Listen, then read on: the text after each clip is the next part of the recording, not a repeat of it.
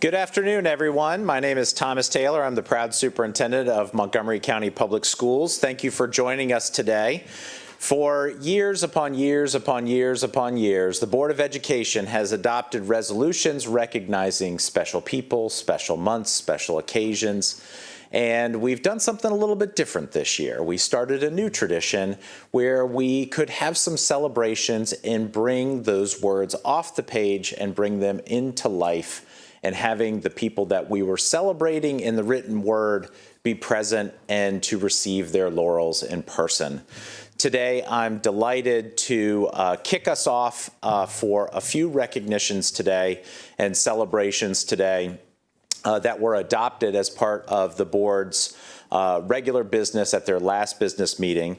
We have a resolution celebrating Women's History Month, honoring the invaluable contributions and history of women who shape our community every day.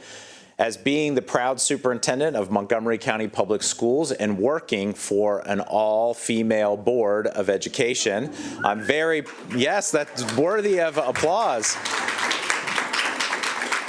I see every day how our community is shaped by women who care and who want to make a positive difference every single day. We'll also be celebrating the month of the military child, a time where we can recognize the unique resilience and quiet sacrifices that children and parents children of parents who serve in our nation's armed forces make. Last year, we had our very first Purple Star School, which recognizes support for military families, and we'll bring that to light in today's celebration as well. We'll wrap things up in terms of resolutions with a celebration of National School Social Worker Week. This is a critical group of teammates who work very hard to make sure that the well-being of our young people stays on track. And that our kids are poised for success, not just in school, but in life. Our last recognition is a special one. We have been so fortunate in Montgomery County to have a number of state championships this year. Today, we're going to be recognizing swimming. And we have 3 state championships that we get to recognize. So to kick off our celebrations, it's my pleasure to ask our Vice President of the Board of Education, Brenda Wolf, to please come forward.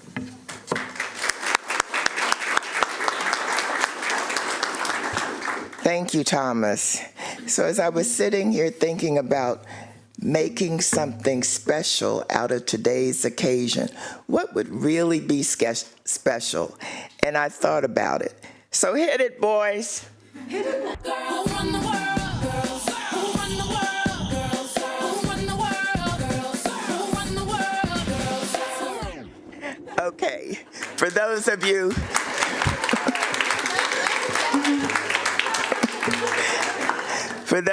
that might be just a little too old to recognize that, that is Queen B. Beyonce. How many knew that? How many? Yeah, we knew that, right? She said it best. Girls run the world. Happy Women's History Month to all the incredible women here today and to the incredible women that I work with every day. Seems like every day, doesn't it? This month, we honor the trailblazing women, educators, mothers, and community leaders who have served as the primary architects of our public education system. From the classroom to the boardroom, women have long championed the belief that every child deserves a safe and equitable environment to thrive. In Montgomery County, we recognize that our progress is built on the resilience and vision of those who break barriers to ensure inclusive excellence for all our students. By celebrating their legacy today, we recommit ourselves to empowering the next generation of girls to lead with courage, curiosity, and unwavering commitment to the public good. Today, we want to recognize Christine Tina Clark, an icon of Montgomery County. Come on up, Tina. Come around, come around. Growing up during segregation, She turned adversity into action, joining the NAACP at just 13 and dedicating her life to advancing equity and justice.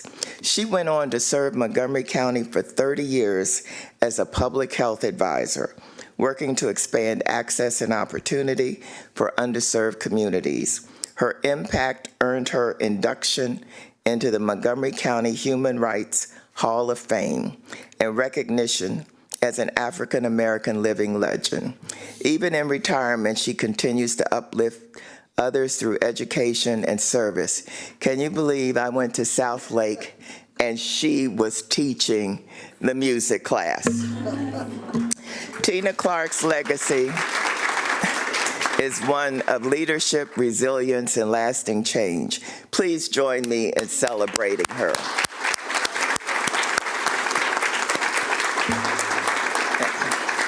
Now, the second person that I would like to recognize today couldn't be with us because she is handling the business of Montgomery County. She serves as a delegate, Delegate Bonnie Cullison, who couldn't be here with us because of that.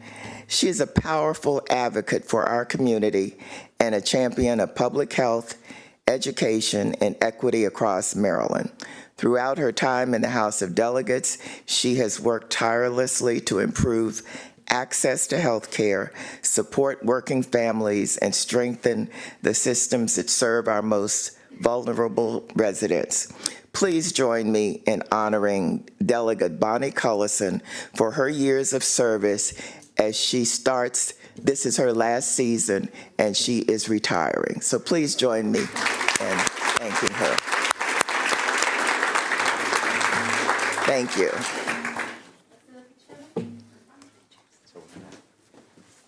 Go up front. We're going to go up front.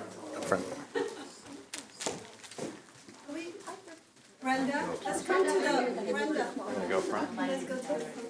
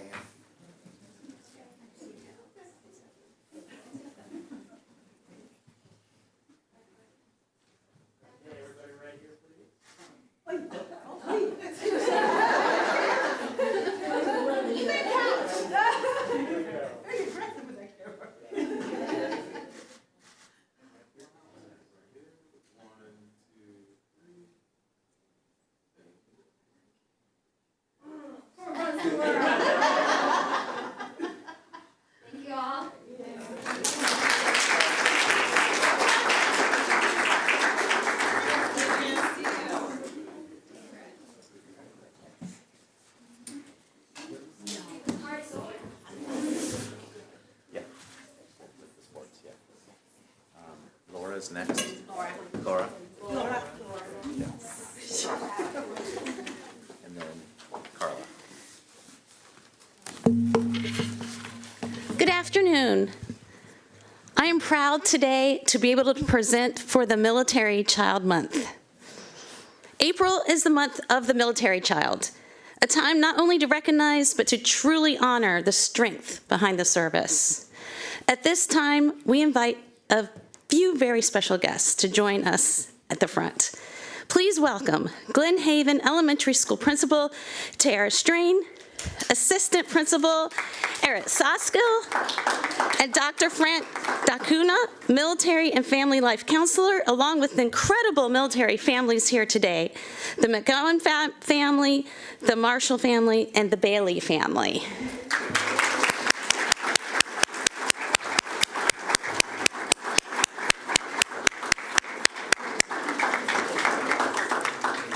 These kids are truly the faces behind this month's celebration, and especially in this time in our country. While their parents wear the uniform, these children carry a different kind of responsibility, one that asks them to be brave in new places, to find belonging again and again, and to remain strong through moments of uncertainty and separation. Their resilience is quiet but powerful.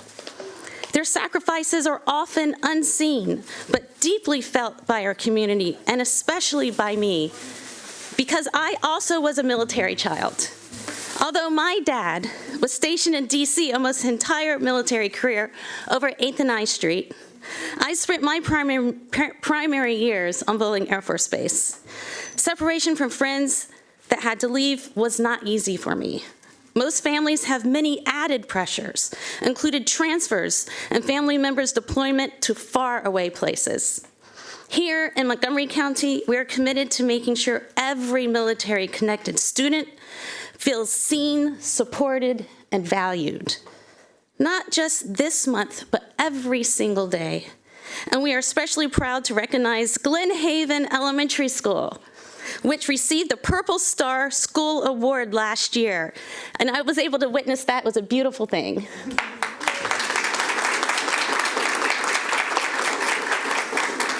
That was an honor that reflects a deep commitment to supporting military-connected students and their families, and I saw it firsthand. Today, we celebrate not just what these children go through, but who they are, adaptable, courageous, and essential, and a part of our community. So that concludes our celebration, except for the picture.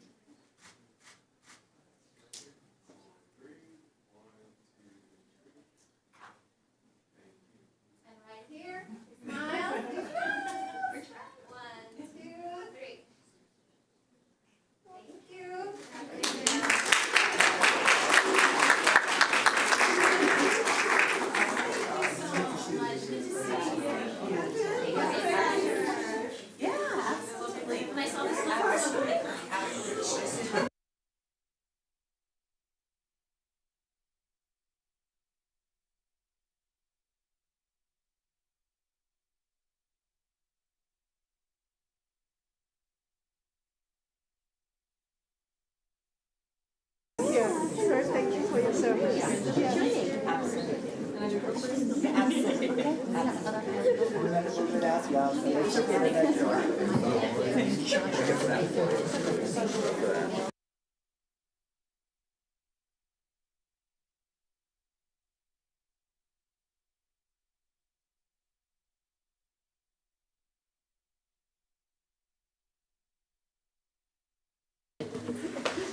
All right, up next, we want to recognize our social workers here in Montgomery County. Now, we added social workers to our staff during the pandemic, and it's a position that we've always needed to support our students, because our students come and bring their whole selves, and sometimes they need support. So this is a critical position that really makes a huge difference in our school community. So I'm very happy to present this today. So National School Social Worker Week is held during the first week in March, and it's a time to recognize the dedicated professionals who serve as the vital link between home, school, and community. At this time, we'd like to invite a special group of social workers to join us at the front here. Ms. Victoria Ellis, Ms. Lisa Conlon, Ms. Margaret Flagg, Ms. Sheena Hinn, and Mrs. Christina Hicken. Please come forward.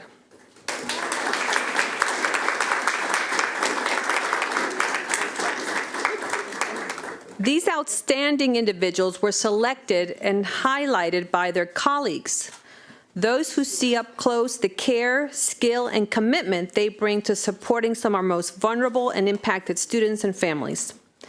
That impact is exactly what this year's theme is all about: Unite to Ignite, celebrating our impact. They support students through challenges, advocating for those most in need, and ensuring every child is ready to learn and thrive. Their work often happens behind the scenes, but its impact is felt in every classroom, every family, and every student they uplift. They do more than support. They ignite change, foster belonging, and help build stronger, more compassionate school communities. Today, we honor their commitment, their expertise, and the difference they make in the lives of our students across Montgomery County. Please join me in celebrating them.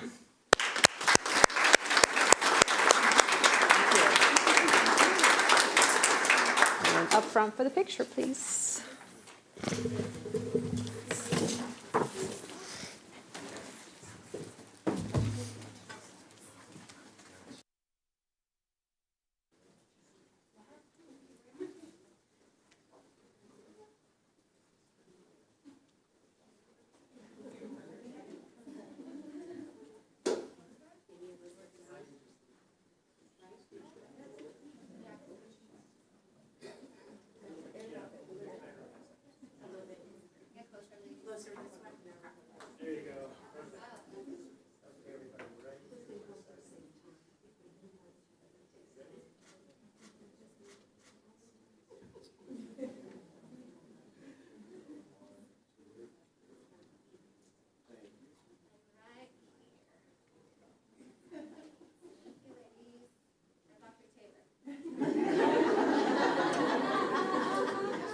Used to it.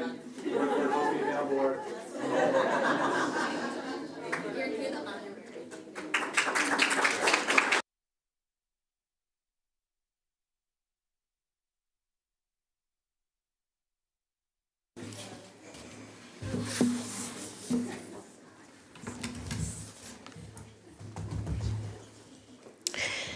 Now we're going to honor our champions.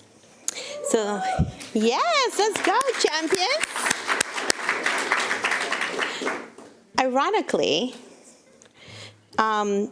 this is for the wonderful folks who, when it comes to excellence, these teams do not just test the waters. They own the pool and make waves in every category. So today we take immense pride. No, seriously, we take immense pride in you guys. Ironically, this board member doesn't know how to swim. So because of you, because I had some trauma when I was young, I almost drowned when I was 5. But because of you, I'm going to be inspired, and I promise this year I'm going to learn how to swim. So I'll take pointers. So it is with great pride and joy that at this time I'd like to invite our champions teams to come forward. That would be Walter Johnson High School Boys Swimming and Diving Team, 4A, 3A champions. Winston Churchill High School Girls Swim Team, 4A, 3A champions. Poolsville High School Girls Swimming and Diving Team, 3A, 2A, 1A champions. And again, Poolsville High School Boys Swimming and Diving Team, 3A, 2A, 1A champions. There you go. This is what champions look like, you guys. Well, now let's talk about what makes these teams truly special. Walter Johnson did not just have a great season. They went undefeated. They defended their state title. They broke records and delivered high-level performances. Safe to say, they did not just raise the bar, they reset it. Then Winston Churchill girls made history. Undefeated, Metro champions and sweeping regionals and states for the first time in years. That's not just a win. That is a statement. And Poolsville, they decided one championship was not enough. So they took both, boys and girls.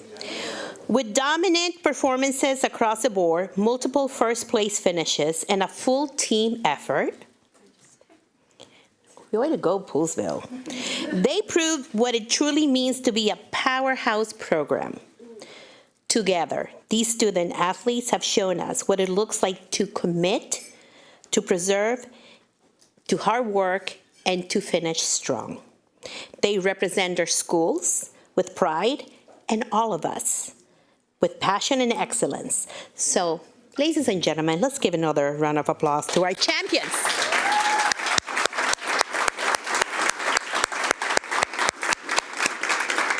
So now let's take a picture. All right, guys, come on in front. Do the drill. Nicole. Yes, sir. Oh, thank you.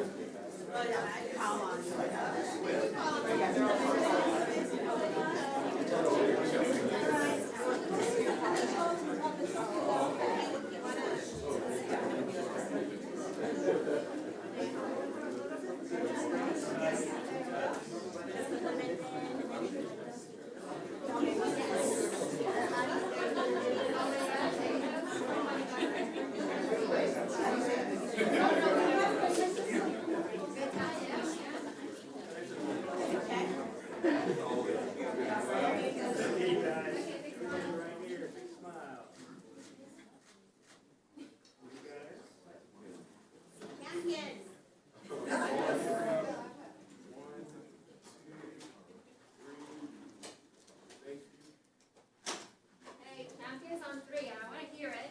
I see you boys back there. I want to hear those voices, okay? So, 1, 2, 3.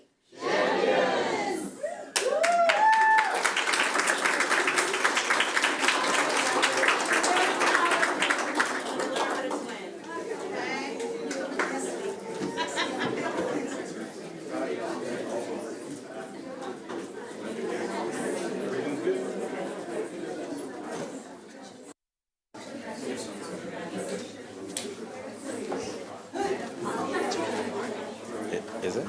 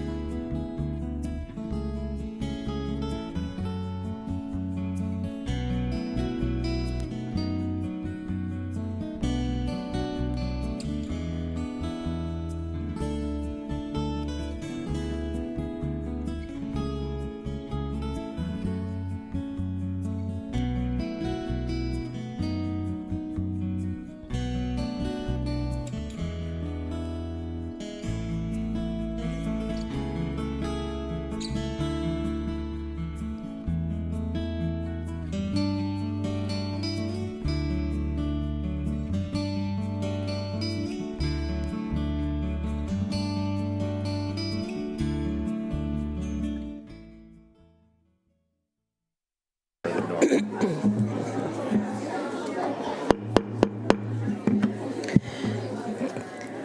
afternoon, and welcome to the March 26, 2026 Board Business Meeting. Welcome to our board members, MCPS staff, and members of our community who are joining us here today, and to those who are watching this meeting via live stream, including my mom. Happy birthday, Mom. And let us begin by standing for the Pledge of Allegiance. The flag is in the back. Pledge allegiance to the flag of the United States of America and to the republic for which it stands, one nation, under God, indivisible, with liberty and justice for all. Thank you. I will now ask board members to please introduce themselves to establish a quorum. I will start on my left. Good afternoon, Anuva Malou, student member of the board. Good afternoon, Natalie Zimmerman. I represent District 2. Good afternoon, Rita Montoya, Board Member at Large. Good afternoon, Brenda Wolf, District 5. Good afternoon, Julie Yang, District 3. Good afternoon, buenas tardes, Carla Silvestre, School Board Member at Large. Good afternoon, Laura Stewart, District 4. And good afternoon, buenas tardes. My name is Grace Rivera Oven, and I am the president of the board representing District 1. I think we're asking for a request to turn up the volume a little bit.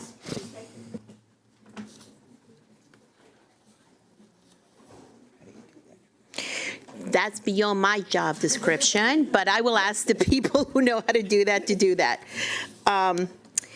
As we begin, there is a change to the agenda. There is no action to be taken on item 10.3, legislative positions, so the agenda will be revised to remove that item. Is there a motion to approve the revised agenda? Motion. Second. There is a motion and a second. All those in favor, please raise your hand. And that is unanimous, and it passes. The next item on the agenda is association comments.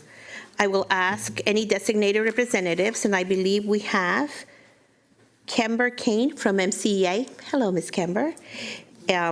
If you could please have a seat and begin with your comments when you're ready.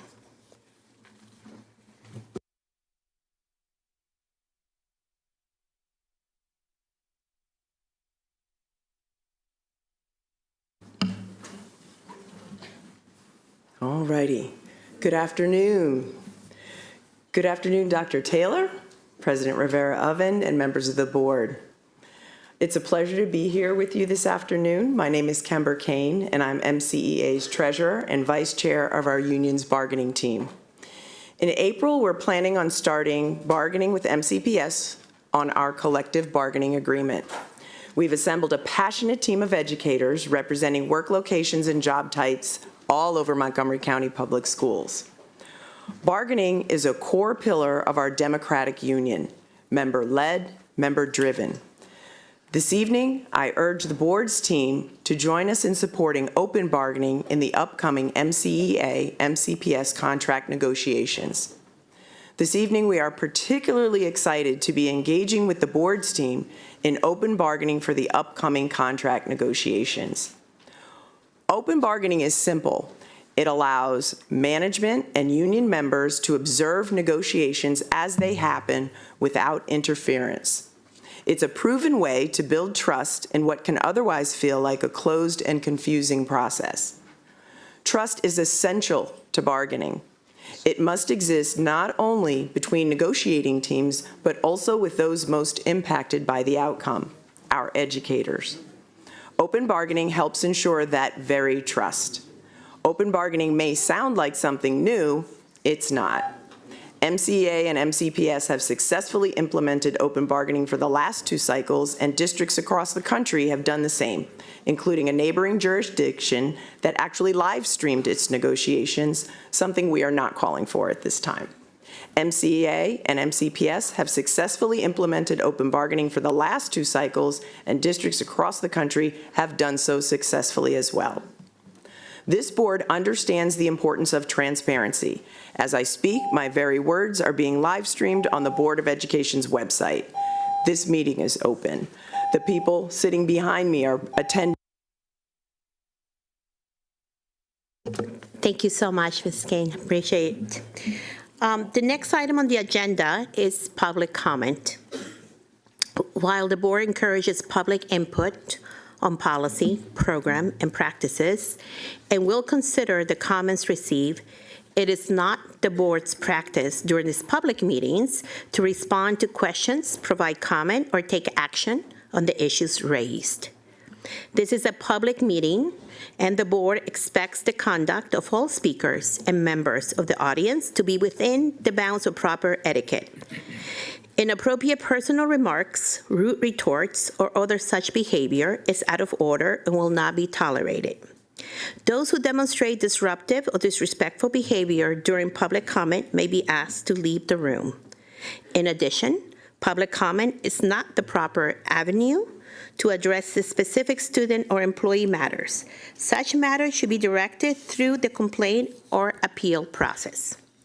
Each speaker has 2 minutes to deliver comments. When your name is called, press the flop button and speak clearly into the microphone. A yellow light and single beep indicates you have 30 seconds remaining. A red light and repeating beep signals that the time has expired. Once you have finished speaking, press the same button to turn off the microphone. Following live testimony, audio and video testimony will be played. Copies of the testimonials are posted with the other materials for this meeting on board docs. With that, I am going to call the first 6 speakers. If you hear your name, please come up to the table in the order that you were called.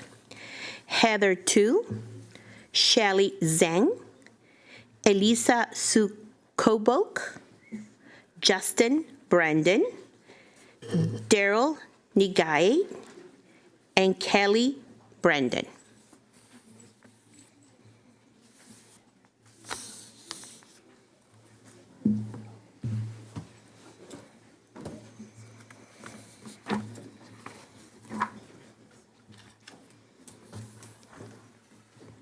Okay, can we start with Heather Tu, please? Good afternoon, members of the Board of Education. My name is Heather Tu, and I'm a current junior at Springbrook High School. I'm here to urge you all to vote fully against the proposed boundary study that would replace the consortium structure of the Northeast and Down County consortiums in favor of a regional model. As a student in the NEC, this is my reality. It's walking into school where opportunities feel limited while knowing that just a few miles away, students have access to far more. And for many students, the gap goes even deeper. ESOL students are expected to keep up with the curriculum, but you can't expect students to succeed in a language they're still learning without the support to access it. One Sherwood parent in 2013 refused to mix students from Sherwood, which was predominantly white and affluent, with Springbrook and Paint Branch, which were poor and majority minority. That mindset didn't disappear. It shows up today in how resources are distributed and in who gets access to opportunity. The NEC and DCC were designed to narrow the achievement gap in the eastern portion of the county. Yet, in the 2024 to 2025 school year, John F. Kennedy had 11 advanced placement courses, while Walter Johnson had 41 AP classes offered. That gap is not a result of a consortium model failing. It is a result of inconsistent investment. Placing these schools in the same region will not change the fact that one has more resources than the other. I'm asking the board for 2 things. Commit to targeted funding that directly addresses longstanding disparities in resources. Second, expand the consortium system without having to dismantle existing ones, and ensuring transportation access so that choice is truly accessible for all students.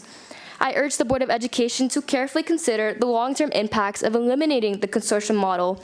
Instead of dismantling a system that was built to expand opportunity, we should focus on investing directly in the schools that need it the most.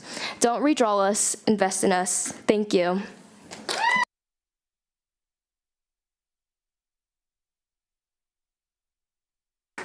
Okay, can we go next to Shelly Zhang? There you go. Hello everyone, my name is Shelly and I am a first grader at Falls Mead Elementary School. Since last December, my mom has been really sad. My friends' parents are sad too. I often hear grown-ups talk about Wharton. They say it might close. I see adults sigh, look upset, and sometimes even cry. I asked my mom, why close Wharton? Who wants to close Wootton. At first, I didn't really understand. I just knew something really important was making grow up sad. Then I thought about something really important to me. My Elsa doll is my favorite doll. I got her when I was 3 years old. She was always with me. We played games together, went on events together, and even went on picnics together. When I was 4, her dress and legs broke. She was put in a box. I felt really, really sad. My mom bought me new dolls that I played with them too. But I still loved my old Elsa doll the most. So my mom and I fixed her with fabric and cotton. Now the Elsa stands in my dollhouse. Even though she has stitches, she is still shining. She is still my favorite. Then I understood a little. With something special, you don't just throw it away. Wootton is like my Elsa doll. Wootton is not just a building. It is not just a school. It is people. It is families. It is a whole community that loves Wootton, protects it, and fights for it. So I ask again, why goes Wootton? Why can't I stay? Please keep Wootton on Wootton Parkway. Thank you.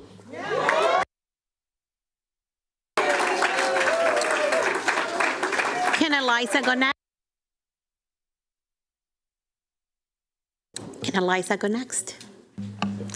Dr. Taylor is on record saying, the state has no role in this. Respectfully, sir, when the state has given us close to $100 million in funds, they absolutely have a role in this. The state is on record saying Crown can be permitted as a permanent high school to add capacity. The state also okayed Crown to be a short-term holding school with the long-term goal of becoming a permanent high school to add capacity. What the state was never consulted on, what the state never okayed, was a relocation, quote unquote, of a beloved neighborhood high school in a way that would never add meaningful capacity. Moreover, unlike Crown, which has been deemed to be the ideal holding school, there's been no third-party independent study on Wootton as a holding school. That means no viability study, no financial feasibility study, no real independent data. But let's be honest here, this is not a relocation. This is not Blair. This is a de facto school closure. In the Blair case, there was nearly a decade of engagement. The public was engaged before a location was even chosen. The public was asked when, where, and how that relocation would take place. The project had intentionality. From the very beginning to the very end, the purpose and scope of the Blair relocation was clear. In our case, we've been misled, we've been blindsided, we've been given a bait and switch, and ultimately, we've been blamed for the outcome. So Dr. Taylor, I want to be very clear. Our community asked you to fix Wootton. We never asked you to close Wootton. Due to this profound loss of community trust, it is unsurprising that nearly every candidate for BOE opposes option H. In fact, many of those candidates are right behind me in protest with the Wootton cluster. The only candidate who supports option H is President Rivera-Oven. And Ms. Rivera-Oven, I sincerely hope you reconsider your position. Please, restore public trust. Vote no.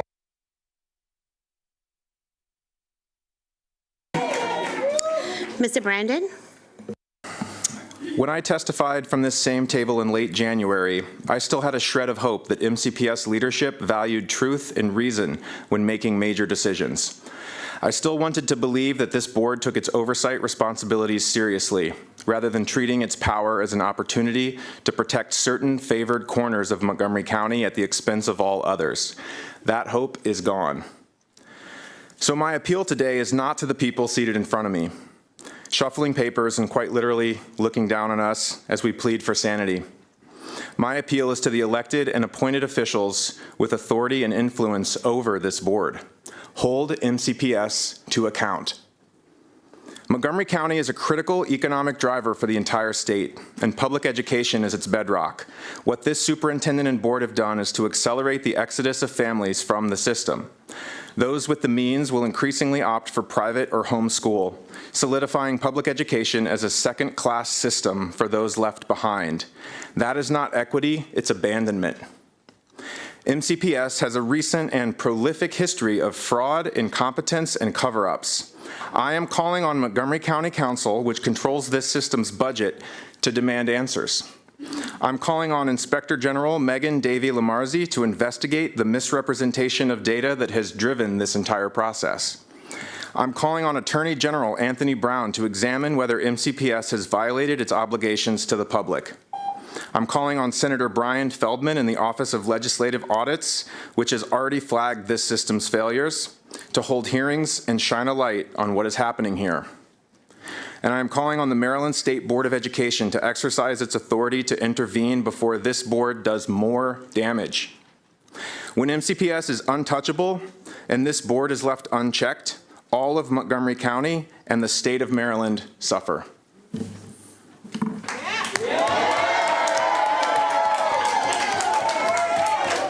Mr. Nagan? Good afternoon, Superintendent Taylor and members of the board. My name is Daryl I. I'm an MCPS parent and I'm a physicist. I have a PhD from Cornell. I've studied a lot in my career. I have publications in low-dimensional quantum states. I have patents in laser scanning for autonomous vehicles. Now I'm studying MCPS data, and it is flawed. The clearest example is new enrollment from The Grove. The Grove is a 646-unit townhome development within the Stone Mill, Cabin John, and Wooten boundary. It is not a plan. It is currently under construction and partially built. It has already increased enrollment in that area by over 120 students to the cluster. As construction finishes and families move in, enrollment will only increase. Yet, MCPS is projecting the opposite, declining enrollment for these schools. It does not reflect reality and shows MCPS has failed to account for new housing in its projections. When the community has repeatedly brought this up, MCPS responds with, "Our data is right. Trust us." You've lost touch with reality. The projections are already wrong. Crown will be overcrowded in 2029, the very first year the superintendent's recommendation fully rolls out. MCPS's data is not credible. This process has been flawed. There has been no transparency. Members of the board, we cannot wait. I urge you to reject the superintendent's recommendation, a proposal that fails to reflect reality.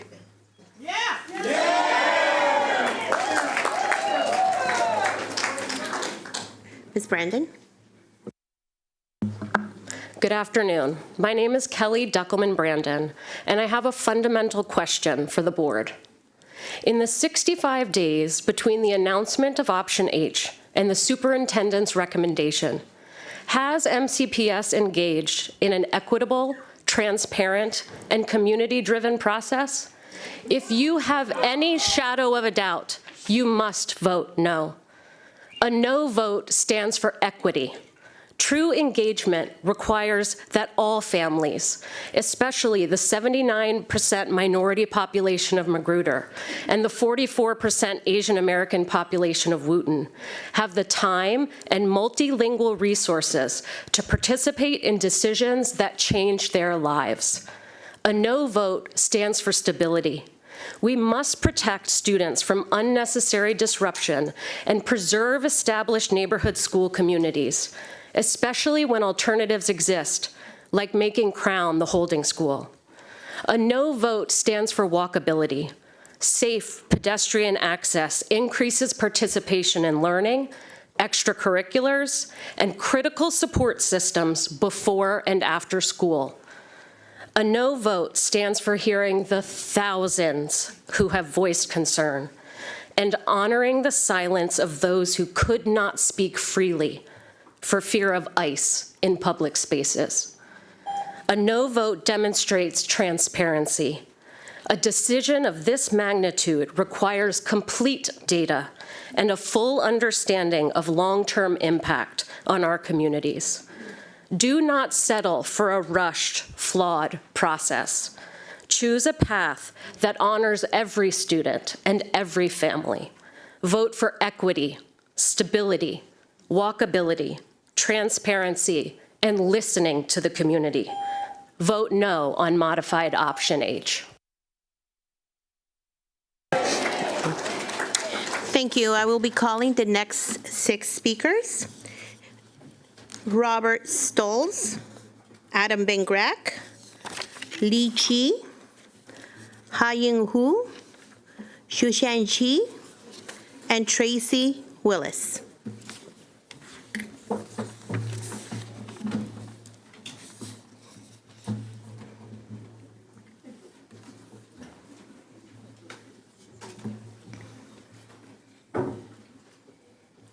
Can we please start with Mr. Robert Stolz?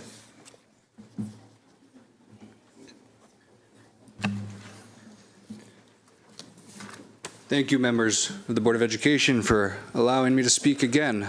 The last time, a few weeks ago, when I was able to address you, I urged you for bold leadership, and I still hold out hope that you will rise to the challenge. And it is a challenge. I told you how much I understand that when the plans are in motion, disrupting them can be difficult. But I would think by now you've had the time to hear and study this issue enough that it should be overwhelmingly clear that this plan is flawed. I really don't see how you could support this recommendation, honestly, given the numerous flaws in enrollment projections, bad data, walkability studies, which are bogus. But above all, if you really stand for equity, tell me how it's going to look years from now when we see the affluent Wooten community got a brand new school, and the less affluent schools, what did they get? Did they ever get that rebuild? Did they get a new school? Hard to say. I don't know. But it's not going to look good on you. That'll be your legacy. Those will be the optics. And you're going to have to live with that in your community. And I hate to say it, but this won't bode well for your future political aspirations. But I give you the benefit of the doubt. You're going to do what you think is right. And I thoroughly, deeply believe that if you look at this critically, you will see that voting no is the only right way to go. Thank you. Mr. Ben-Grak. Good afternoon, members of the board. I know you've heard from the Rockville Mayor Ashton, myself, and other members of the council many times regarding our strong opposition to this recommendation and support for the modified amendment. But today I want to personally offer a different perspective rooted in collaboration. When many communities and entire clusters join together with serious opposition and serious concerns, the answer is not to move forward. The answer should be to pause and work together. There are still serious unresolved questions, such as how is growth being projected? What development is being ignored? What's going to happen to the Wooten building in the future? Why did the public overwhelmingly vote against this option? And where's the transportation study? It hasn't been done. And importantly, we have not yet seen a united effort by this board and the superintendent to go to the county council together with the communities here and the PTSAs to specifically advocate for funding for Wooten and Magruder. So I want to make this invitation directly today. Join us. Join the mayor and council. Join the thousands across the county and here today to advocate for a real solution. When communities are asking you for leadership, when data is questioned, when one decision directly threatens multiple communities, the strongest leadership is not choosing which community to sacrifice. It's standing together to refuse to sacrifice any of them. Let's work together. Let's lead together. Don't close a school because funding is hard. Stand with us. Join with us before the county council. Fight for our students because leadership is not choosing which community loses. It's refusing to let any of them lose.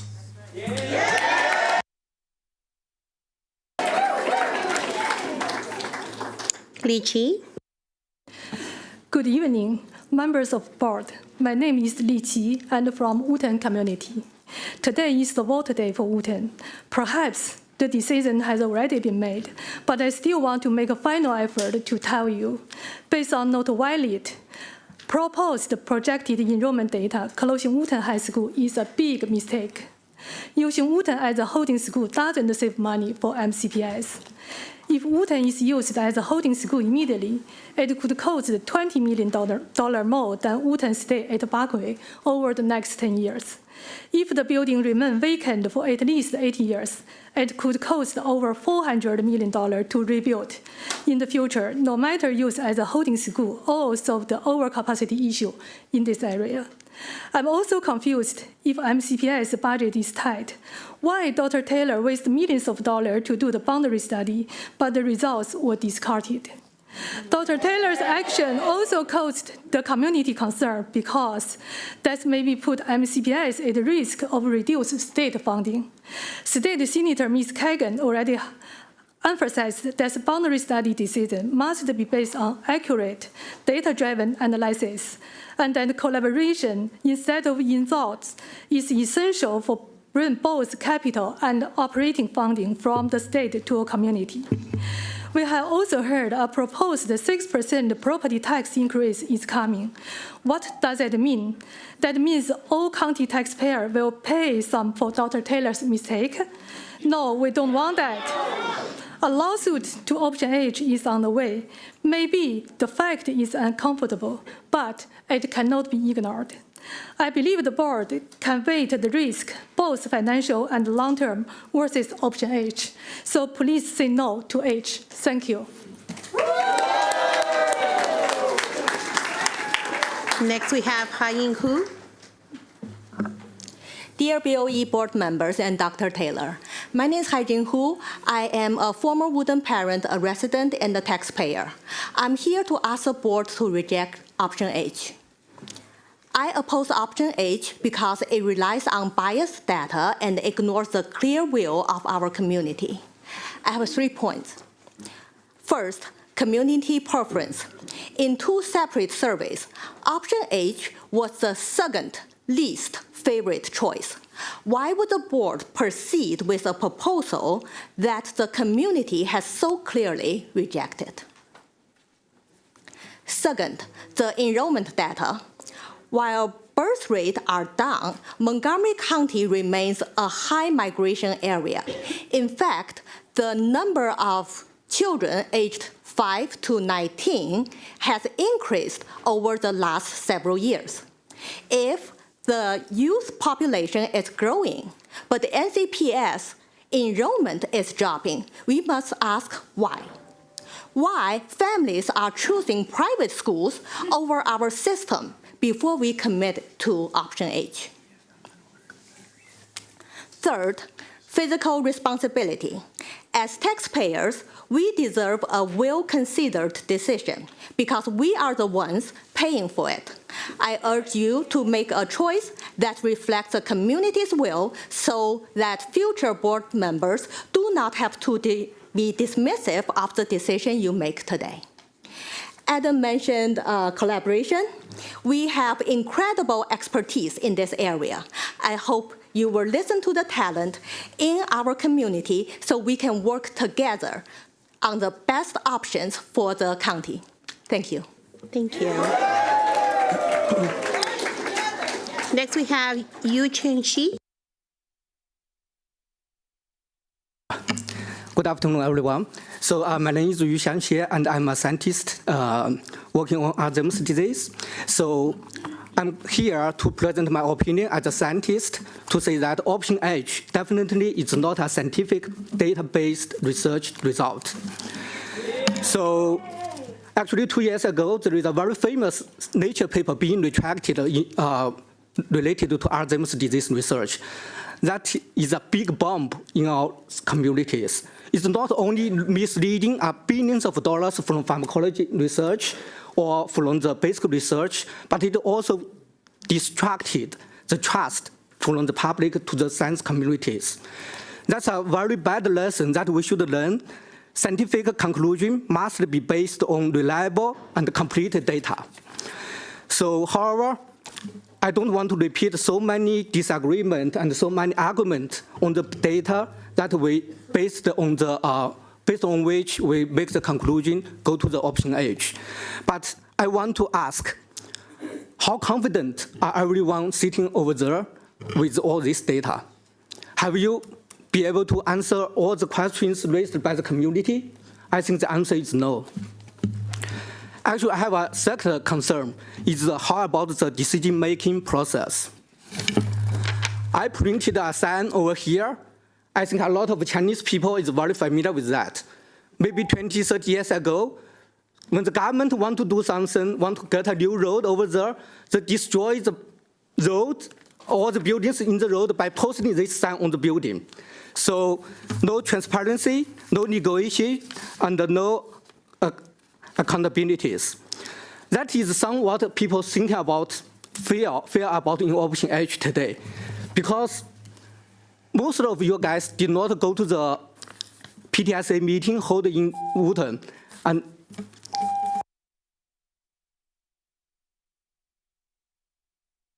Thank you. We have the rest of your testimony. Ms. Willis.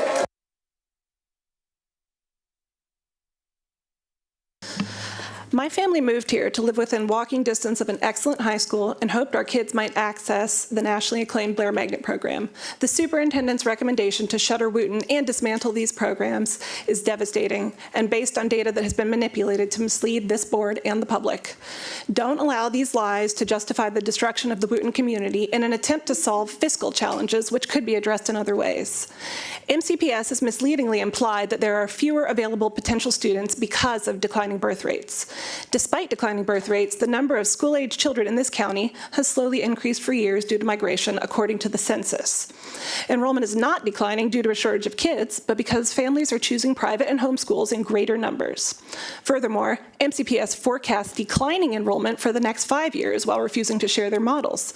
But the local forecasting authority, used by state and county planning departments, predicts a county population growth of 4% by 2030. Therefore, MCPS's predicted enrollment decline is a forecast of their own failure to capture and retain students. A closer look at enrollment data shows the preference for private schools occurs in grades K through 8, not high school. For the past decade, 95% of our high schoolers attended MCPS. Furthermore, the county's growing high school age population exceeded the total planned high school capacity for the first time in 2024. If a recession occurs and private school students return to the system, we will have nowhere to put them. Preserving the 2,000 seats at Crown is prudent. Finally, the plan to regionalize magnet programs will dismantle the excellent programs and consortia that attract students in 9th grade. It weakens existing programs by shrinking cohorts and reducing staff. It underestimates true costs, creates logistic burdens by limiting transportation, lacks clear evidence of student demand, and diverts resources. In conclusion, our high schools are the primary reason families stay in this county. Do not vote to permanently reduce high school capacity. Do not. Thank you. We have that. I will be calling the next 6 speakers. Joe Williams, Peng Li, Uzma Kawus, Dan Silva, Rebecca Kushmiter, and Theodora Escarato.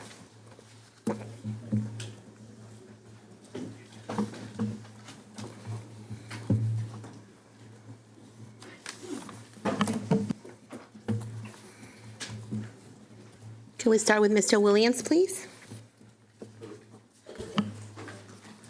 Hello. The data is clear.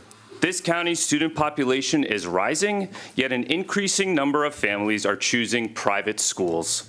Importantly, this is not happening in Howard, Anne Arundel, or PG County. Why are we unique? Families in our county are fleeing to alternatives because they no longer trust this school system. I have a question for everyone in this room. If you're living with your child and the ceiling collapses at your home and you see your daughter suffering from mold in your house, what would you do? By a show of hands, how many of you would delay fixes, let your child suffer, and deny an option for a new home? I'm surprised the board did not raise their hands, because this is what you've done with Magruder. They've denied those students the opportunity to use Crown, a brand new facility. That's not equity.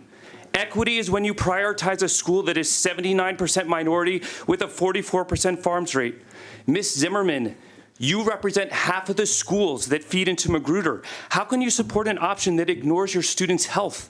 Ms. Yang, you fought tooth and nail for Churchill, which has a 10% farms rate. How is that supporting equity? As a reminder, this board authorized a $1 million contract for a boundary study, only to have the superintendent cast that work aside to propose an alternative. This lone wolf strategy, ignoring data and legal processes, is a tactic we see daily from President Trump. When you ignore the research you paid for, you aren't just wasting taxpayer money, you are telling the community that their input is a formality and the fix is already in. We need board members who are brave enough to vote with their conscience and prioritize student health over political influence. Vote no or abstain today to rebuild trust and regain public school enrollment.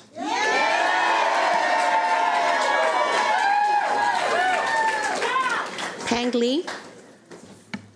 My name is Peng Li. I'm here to respectfully ask the board to reject the superintendent's recommendation because this option does not meet your own standard. First, under the MCPS own policy FAA, you are required to evaluate options based on 4 factors: utilization, proximity, stability, and equity. However, there has been no transparent scoring or comparison for the 8 options in this boundary study. Without that, it's unclear how the modified option H was selected and why Wooten was proposed for closure. Second, according to MCPS's own survey data, the superintendent's recommendation is among the least supported options. So this raises the same question: why ignore community's inputs and also select modify H to close the Wooten? And third, MCPS kept saying there has to be a holding school. But there is no plan for any school using for the holding school for the next 6 to 8 years. So why is that used to justify closing Wooten? And if there are real facility and safety concerns that make Wooten unsuitable for its current students, and how can it be considered suitable as a holding school for students from other schools? And fourth, this recommendation, I repeat, goes beyond the board-approved scope from last year, October 30th. If MCPS can discard its own rules and also, to discard the community inputs, then how can we ask the community trusts your process and decisions? So taken together, I urge the board to reject the superintendent's recommendation and take the time to ensure any decision fully aligns with the board policy, community input, and the data and long-term planning. A vote to reject this recommendation is not a vote against the process, right? So it's a vote to get this right. So I respectfully ask you to take that step. Thank you very much. Thank you, Mr. Lee. Ms. Uzma Kawus. Greetings. My name is Uzma Kawus. I'm testifying today to urge the board to vote against modified option H. While this plan is being presented as visionary for the Wooten and Crown communities, in reality, it is inequitable, rushed, and built on questionable data with limited due diligence. It undermines stability, equity, and long-term fiscal responsibility. Since this recommendation was sprung on the public, the vast majority of impacted families have tirelessly advocated against it. You witnessed it firsthand. The idea of a silent majority supporting this plan is far from any reality. Modified option H is an inequitable shell game. It turns the Wooten building, already identified as needing major repairs, into a multi-year holding school for Magruder. By MCPS's own data, Magruder's building is in far worse condition and its student body has a higher farm rate. Equity and common sense say Magruder should have access to Crown now. Instead, this recommendation risks creating an equity paradox. Even your own commission study noted that using Crown as a swing space could save hundreds of millions and better serve system-wide needs. We all support progress in safe schools, but this last-minute proposal with limited multilingual engagement and misaligned priorities is not the right path. Please do not dismiss our concerns by saying we agree to disagree or change is hard. We welcome a progressive change. Modified option H is not that change. I implore the board to ask your conscience. Is this decision grounded in reliable data and sound judgment, or are we building on a fault line that will fail our students? Will you uphold your promise of looking out for all MCPS students? Please reject modified option H and pursue solutions that truly serve all students, and vote against shuffling your students like pawns on a chessboard. Thank you.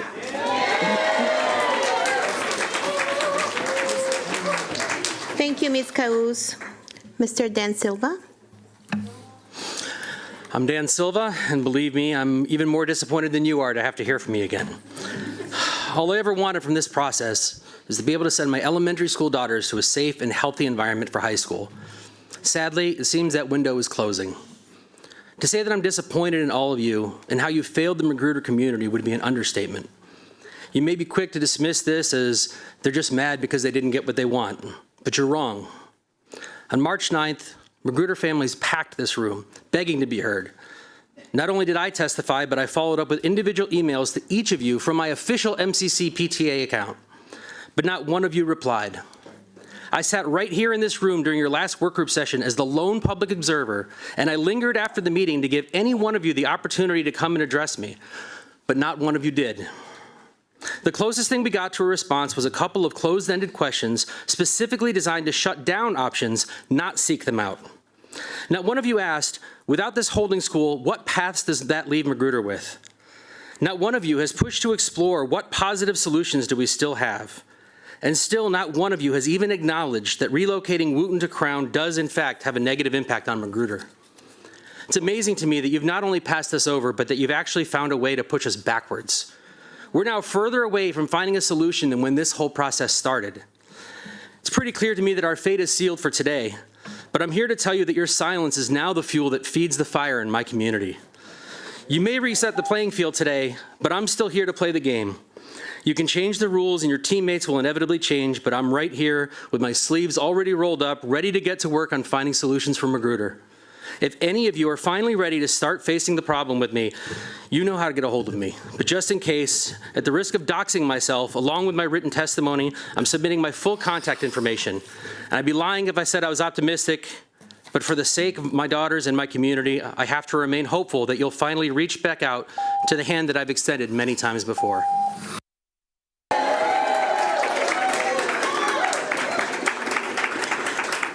Thank you, Mr. Silva. Ms. Kushmiter. MCPS did not present an impact study on how the regional model will affect schools, students, and curriculum, so I tried to do one. 3,500 students a year participate in the DCC and NEC choice process. More than 2,500 get their first choice of schools. The results of the choice process are consistent with local demographics. The new regional model would eliminate school choice. Students will compete for applications program seats only. I estimate that will result in the loss of program access for over 200 Black students, 500 Hispanic students, and 1,600 low-income students per year, primarily in East County due to loss of choice and program admissions policies that systematically disenfranchise lower-income students and students of color. Changing enrollment patterns in regional IB magnets may flood those pools with wealthier students, pushing out the low-income students currently served by the programs. But low-income students will see an increased access to career and technical education programs for entry-level jobs such as medical assistant, lab technician, or IT professional. MCPS, per an email to me, does not intend to hire additional teachers to staff programs. Program staffing will come out of school-based allocations. If that leads to staffing shortfalls, schools may have to cut higher-level courses or elective courses. I estimate the regional model will require 180 bus routes for an annual cost of $9 million, $18 million, or $22.5 million, depending on which of the MCPS per route cost estimates you choose. There have been several. Students will apply to new programs in the fall of 2026. Curriculum won't be developed until the spring of 2027, and the budget won't be approved until after that. I can't predict the long-term educational impacts of the new model. No one can. There's not enough information. I suggest you pause the vote, demand information on budget, staffing, and curriculum. And I don't have standing for a civil rights complaint, but someone will.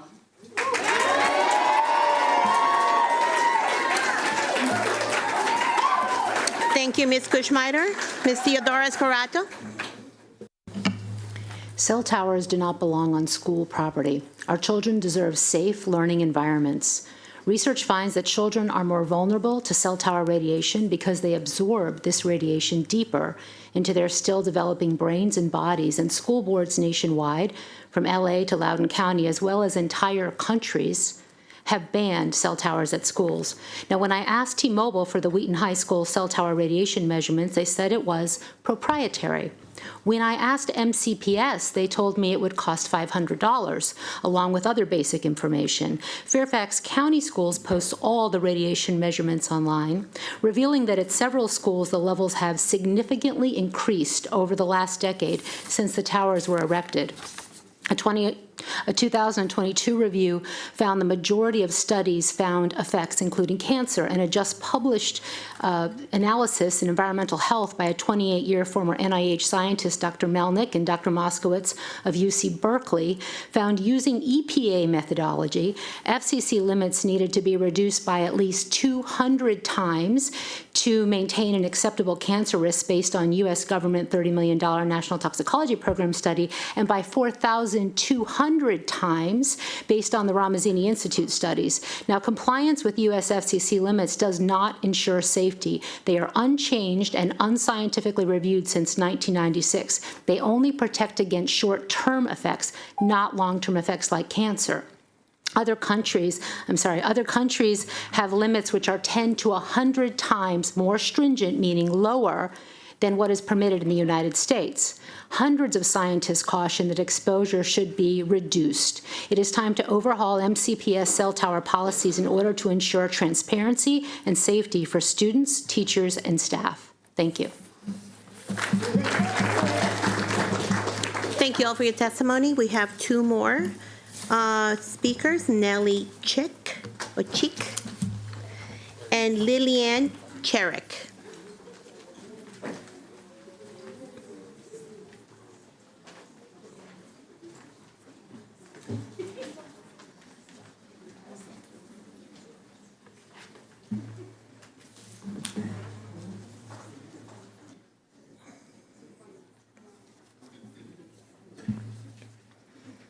If we could have Ms.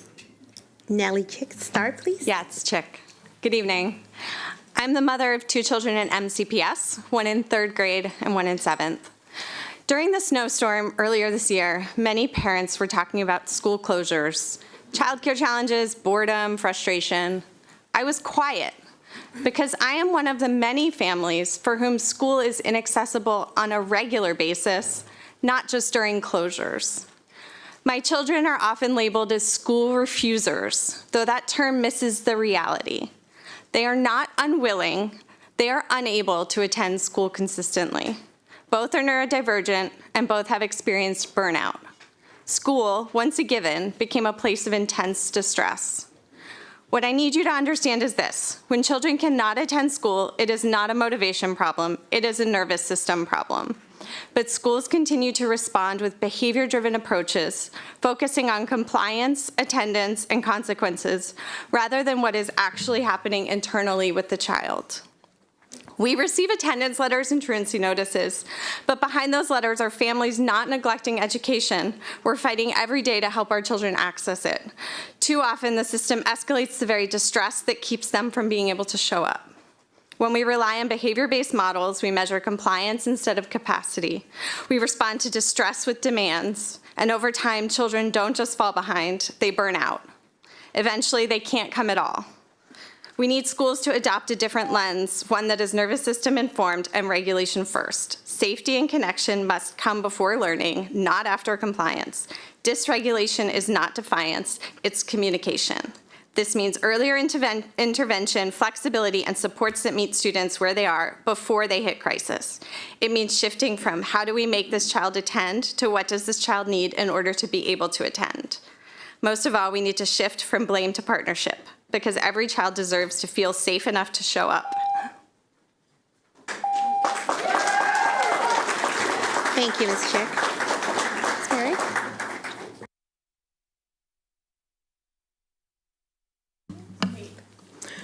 President Rivera-Oven, Vice President Wolf, members of the board, and Dr. Taylor. I'm presenting key findings from my research on the Family Engagement Specialist role and urging you to reinstate the 16 eliminated FES positions.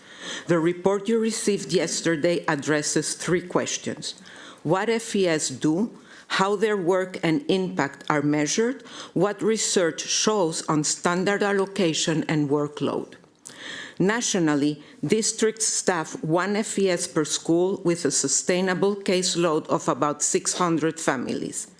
Numbers alone can't capture FES work. Much of it happens in the gaps between systems, where families, schools, and services need someone to connect them. 2 cases show how FES creates system-level improvements. 1, advocating for 1 METS NOW's Life student without summer program transportation led MCPS to extend transportation to all students in the program, expanding equitable access to academic resources. 2, coordinated documentation on inadequate mental health services led SCPS to assign an authorized provider, giving my cluster a direct referral pathway and free in-school therapeutic care. The FES role is central, not supplemental, to equitable family engagement and student success. They build trust, remove barriers, and coordinate the systems around students. Reducing 16 FES positions will significantly limit the district's capacity to provide equity support, especially in schools with the greatest needs. As the budget returns from County Council, I respectfully urge the board to reinstate these positions. Thank you for your continued support and commitment to MCPS families and to the work of families.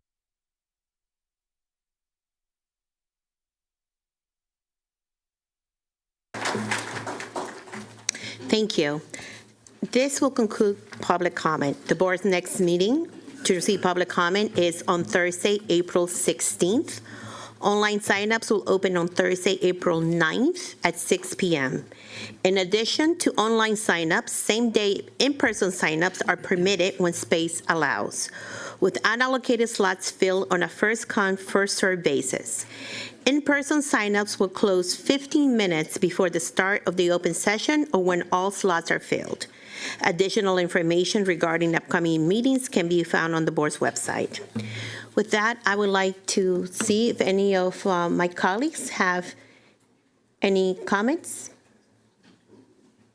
Seeing none, I'm going to move to our next item, which is item 7. Are there any consent items board members would like to request to be pulled for clarification? Seeing none. Is there a motion and a second then to approve items 7.1 through 7.31 in block? So moved. Second. There is a motion and a second. All those in favor, please raise your hand. That will be unanimous. Madam President, there are a number of announcements tied to resolutions that were adopted on your consent agenda. We had a number of staff members who passed away recently, and the board recognized those staff members with resolutions. At this time, we'd like to observe a moment of silence in memory of a few of our staff members who recently passed. Miss Pamela Argamont, a paraeducator at Gaithersburg Elementary School. Mr. Charles Ellison, Jr., a building service worker at Roberto Clemente Middle School. Mr. Pio Agmenaha, a paraeducator at Wheaton High School. Mr. Ezekiel Jarman, a maintenance carpenter at the Down County Maintenance and Operations Service Center. Mr. Mark Wilhelm, a bus operator at the West Farm Depot. Mr. Israel Wayo, a bus operator at the West Farm Depot. Mr. Philip D. Gustafson, an IT system specialist in school technology support in the Department of Cybersecurity and Technology Infrastructure. The board also passed several resolutions in recognition of special months and celebrations. First, in the month of April, recognizing Arab American Heritage Month, honoring the rich history, culture, and contributions of Arab Americans. Second, the board recognized National Autism Acceptance Month, highlighting the importance of awareness, inclusion, and support for students with autism and their families. Third, the board approved School Library Month, which celebrates the role that school libraries and library staff play in supporting literacy and student learning. Fourth, the board recognized National Paraprofessionals Appreciation Day, honoring the essential contributions of our paraprofessionals in supporting instruction and student learning. We just got a few more. Fifth, the board recognized National Volunteer Week, honoring the thousands of volunteers who support our schools through their time and commitments to our students. Sixth, the board recognized Administrative Professionals Week, which is really the kickoff to our end of school celebration, celebrating the dedicated impact of our administrative support staff who help to ensure that our schools and offices run smoothly. Seventh, the board recognized School Nutrition Employee Appreciation Week and School Lunch Hero Day, honoring the staff who provide millions of healthy meals to our students in Montgomery County. And finally, the board recognized National Bike to School Day, encouraging healthy lifestyles and promoting safety when biking and biking to school. These resolutions from the Board of Education, as approved, will be shared in celebration at the April 30th Board of Education meeting. If you have time and you attend Board of Education meetings on the regular and you'd like to participate in one of these celebrations, we invite you to come a little bit early and check out all of the fantastic celebrations in recognition of these special occasions. And we certainly appreciate and honor the memory of our service workforce and those that passed recently. Thank you, Dr. Taylor, and we join in that as well, and we send blessings to their families and friends and coworkers. With that, we will be moving to item number 8. That will be the Boundary Studies of Secondary Regional Programs. Dr. Taylor, back to you again. Thank you, Madam President. There is a memo for your consideration. The subject matter of these resolutions is linked and connected across all schools in the district. As a result, the superintendent recommends that these 3 agenda items, 8.1, 8.2, and 8.3, listed be moved in block and acted upon as one matter. Thank you, Dr. Taylor. The cover memorandum prepared by the superintendent recommends that the posted resolutions listed with item 8.1, superintendent's recommendation for the reopening of Charles W. Woodward High School and expansion of Northwood High School, item 8.2, superintendent's recommendation for the relocation of Thomas S. Wooten High School to the Crown Farm site and expansion of Damascus High School, and item 8.3, superintendent's recommendation to establish secondary regional programs be moved in block and acted upon as one matter. Is there a motion on the superintendent's recommendation? Motion to approve the resolutions listed with items 8.1, 8.2, and 8.3 in block. Is there a second? Second. There is a motion and a second. For discussion, we will begin with Ms. Stewart. Working our way down. First of all, I want to acknowledge the crowd here. You all obviously care deeply about your children and your schools, and so does everyone on this board. Many months of presentations, questions, design teams, and testimonies led up to today's vote. I'm proud to represent our engaged Montgomery County community. I ran to make hard decisions, knowing that our performance as a system was not meeting our potential. We were not taking care of our buildings, not even requiring children to read books, and not creating strong programs at every school. We depended on our wealthier parents to fill in the gaps. Now is the time to make needed change. Throughout the process, board members checked in with MCPS staff, principals, students, and heard from advocates. The programs and boundaries went through an iterative process, taking into considerations, feedback, as they were adjusted in response. For instance, the Einstein High School regional program model was changed to include music because of strong advocacy and feedback. Also in my district, we listened to the elementary school families who wanted to stay together as a cohort as much as possible. I always lean into more engagement, not less, and will continue to do that as a board member. When some Wheaton Woods family members didn't feel heard, some of our board members personally met with parents and heard their comments. I listened to them and started to work with other county partners to try to leverage ride-on bus lines so there would be more access. I also need to acknowledge that we have not maintained our buildings, causing huge amounts of deferred maintenance. It is my job as a board member to populate as many staff members and students in healthy learning places with the resources we have today. I cannot undo past decisions. The board must use the data we have. I am for more regular check-ins on our population trends so that we'll be ready for future growth, something that Ms. Wolf will take up in the policy committee. In my heart, I know that Wooten will be rebuilt in the future after we rebuild Damascus and Magruder, just as Northwood and Woodward were rebuilt.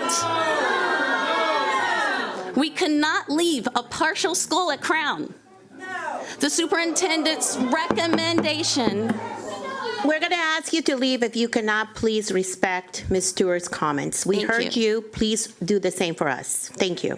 The superintendent's recommendation does two things. It relieves some capacity, and it gets more students and staff in healthy learning spaces. I felt so badly when I went into that building and saw some of the conditions, and I heard from students too. I did talk to students. It also means that we can concentrate on upgrading Magruder, that they can be lifted up in the next CIP. And I want to apologize to Mr. Silva for missing the email and not reaching out. I did reach out to Magruder advocates in other ways, and I will be happy to talk to Mr. Silva, and we can have a long meeting. I also know the risk of changing course, like we are today, especially in a huge system like MCPS. This is why I support adding a requirement to report on the program performance, metrics, budgets, admissions, and transportation. MCPS must acknowledge challenges and make changes as needed. We need to be more nimble. I did not run for office to rest on the status quo. I ran for office to expand opportunities for children more equitably throughout the system. And I hope that you all continue to engage, because I want to continue that engagement and help make us a better system. Thank you, Ms. Stewart. Ms. Sylvester. I want to start out by thanking all of you watching and here in the room for your incredible advocacy for your children, for our children. I know that we all want the same thing. We want to have excellent schools and excellent school buildings. And we are committed to ensure that our schools are the very best. I have heard from you. I have met with many of you. I've listened to multiple perspectives. I've read hundreds of emails. I have reviewed the data. I have asked the questions that you have asked me to ask. And I feel I'm making the best decision for the entire school system. I've said it at previous board meetings, and I will say it again. I support rebuilding Wooten once we have the funding in the CIP and the student population's growth to support it. We will be exploring public-private partnerships, and I look forward to working with the City of Rockville in the work that comes ahead. In terms of our program study, this is the right thing to do for our students, and it must be implemented well. So I plan to work with my colleagues to have excellent programs in the home schools and in the regions, so where we're giving our students what they need. I believe that our home schools must have excellent programs. And I recognize that we have students that need special programs, and we must do right by them. I appreciate all your advocacy, and we need you to continue to make this a wonderful school system. Thank you. Ms. Yang. Yes, this is so important, so I wrote down what I want to say. So first, I see some staff sitting here. I want to thank you for your hard work. This has been a very long process, and there have been a lot of work that went into it. Because of that work, we have made improvements. We have made meaningful improvement, including adjustment to the split articulation in many elementary schools, better alignments with geographic proximities, and better program planning. I'm grateful for your work. I strongly believe in expanding access, addressing inequities, and drawing school boundaries that enhance the teaching and learning experience for all students and staff. The regional program resolution and the boundary studies reflect important and necessary goals. However, I'm not convinced we have done all that we could to achieve the right balance or the right implementation. Too often, we are flying the plane while building it. Our county-wide programs, Fine Arts at Einstein, STEM at Blair and Poolsville, and IB at Richard Montgomery, have taken decades to build and are nationally recognized. We should absolutely expand access and replicate success, but not without clear answers on quality control and evaluation metrics that define what success looks like. Until those are in place, I cannot support moving forward. I have heard consistent concern from both community members and staff about implementation. Please let Ms. Yang finish. We need to continue to work on accountability. But at the same time, we must stay focused on strengthening core instructions so every student at every high school receive a world-class education. Now, for the boundary study, I have unresolved concerns regarding middle school articulation for Travilla and Stone Mill Elementary School, the Chinese immersion pathway for Potomac Elementary, and the outreach to Wheaton Woods community. I have raised these issues during the process. I strongly believe, as a county, we need to develop our economy and able to generate the funds to rebuild Wheaton and Magruder to modern standards. So thank you, everyone. Ms. Wolf. First, let me say thank you to all of you for coming. We may agree or disagree, but we do appreciate your input. Also, I want to thank the staff. I know this has been a long journey, and this has been tough on you and your families. When you have so much of the school district undergoing the boundary process at one time, it's intense, and it has been intense. I want you to know that I actually am brave enough to vote my conscience. Somebody seemed to question that, but I am brave enough to vote my conscience. I do take exception to people accusing us of being incompetent, covering up data, and being guilty of fraud. because I think that we all have the same goal, what is in the best interest of our students. You have to remember this is a system of schools, not one school. We have to take responsibility for all schools. So I intend to support the superintendent's recommendation. I believe it has been a rigorous and engaging process, regardless of today's outcome. I want to take a few minutes to talk about the process. I think there is a general misunderstanding in the community about how this process works. I understand why there might be misunderstanding. We all have a lot going on in our daily lives, and a lot of us, including myself, many times don't pay attention until it affects me personally. This process began when the board approved the scope of the boundary in 2024. In April of last year, we began engaging the community.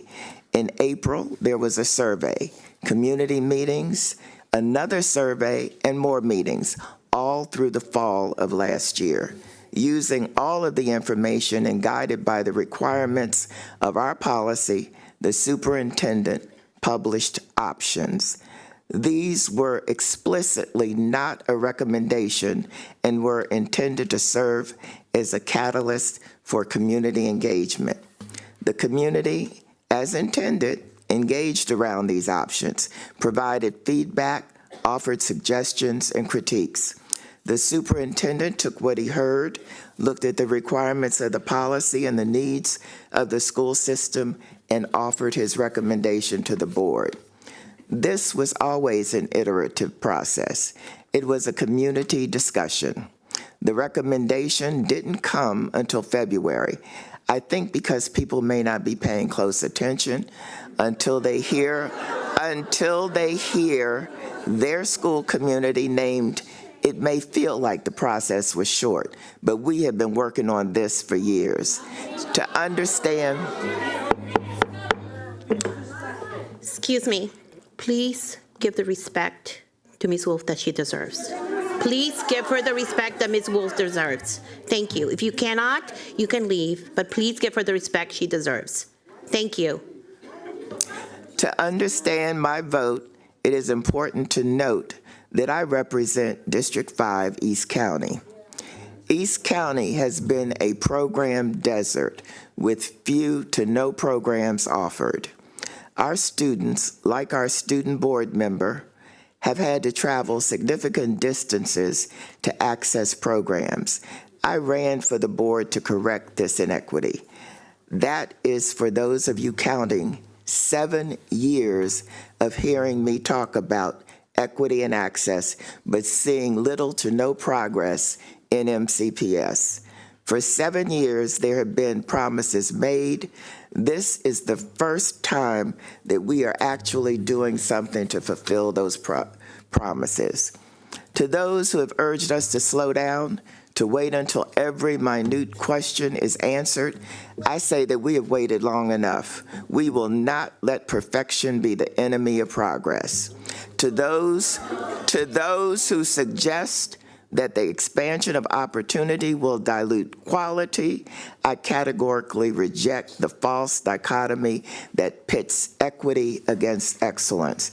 I would say that this entire county rests on the idea that equity married to excellence is what makes this such an exceptional place to live.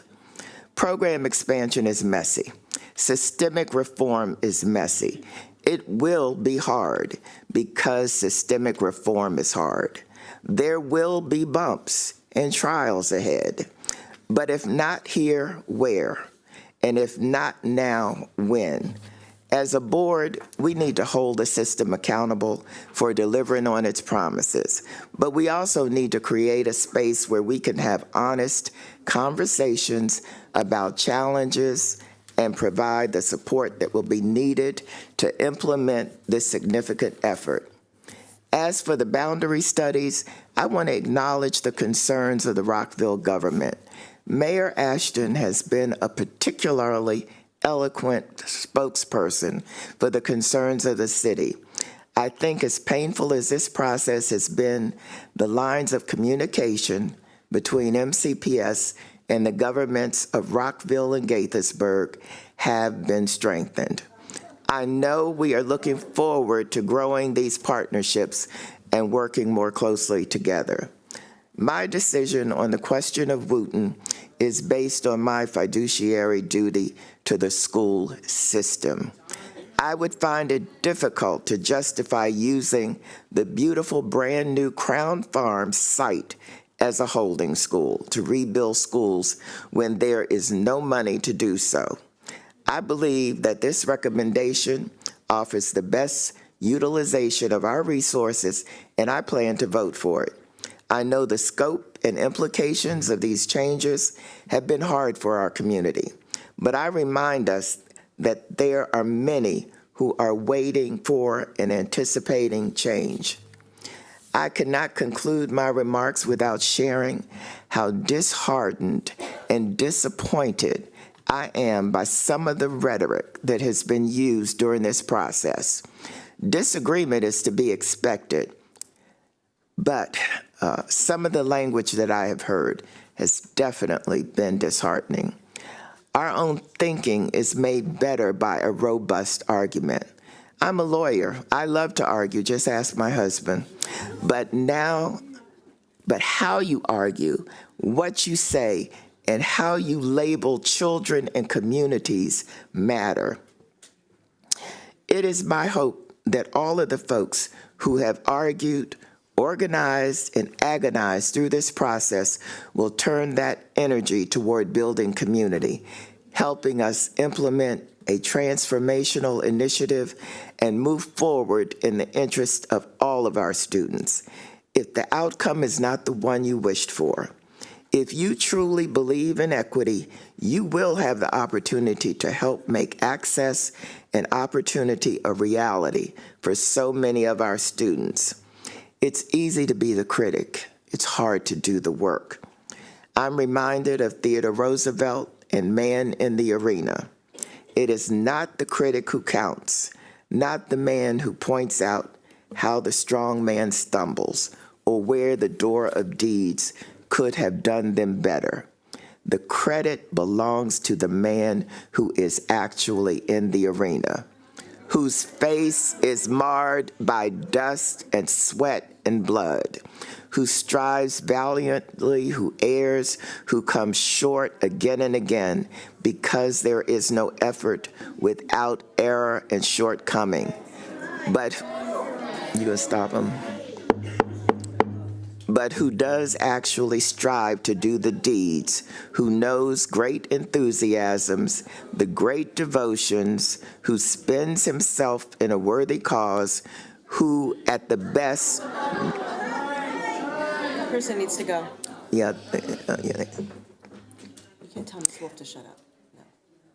If he fails, at least he fails while daring greatly, so that his place shall never be with those cold and timid souls who neither know victory nor defeat.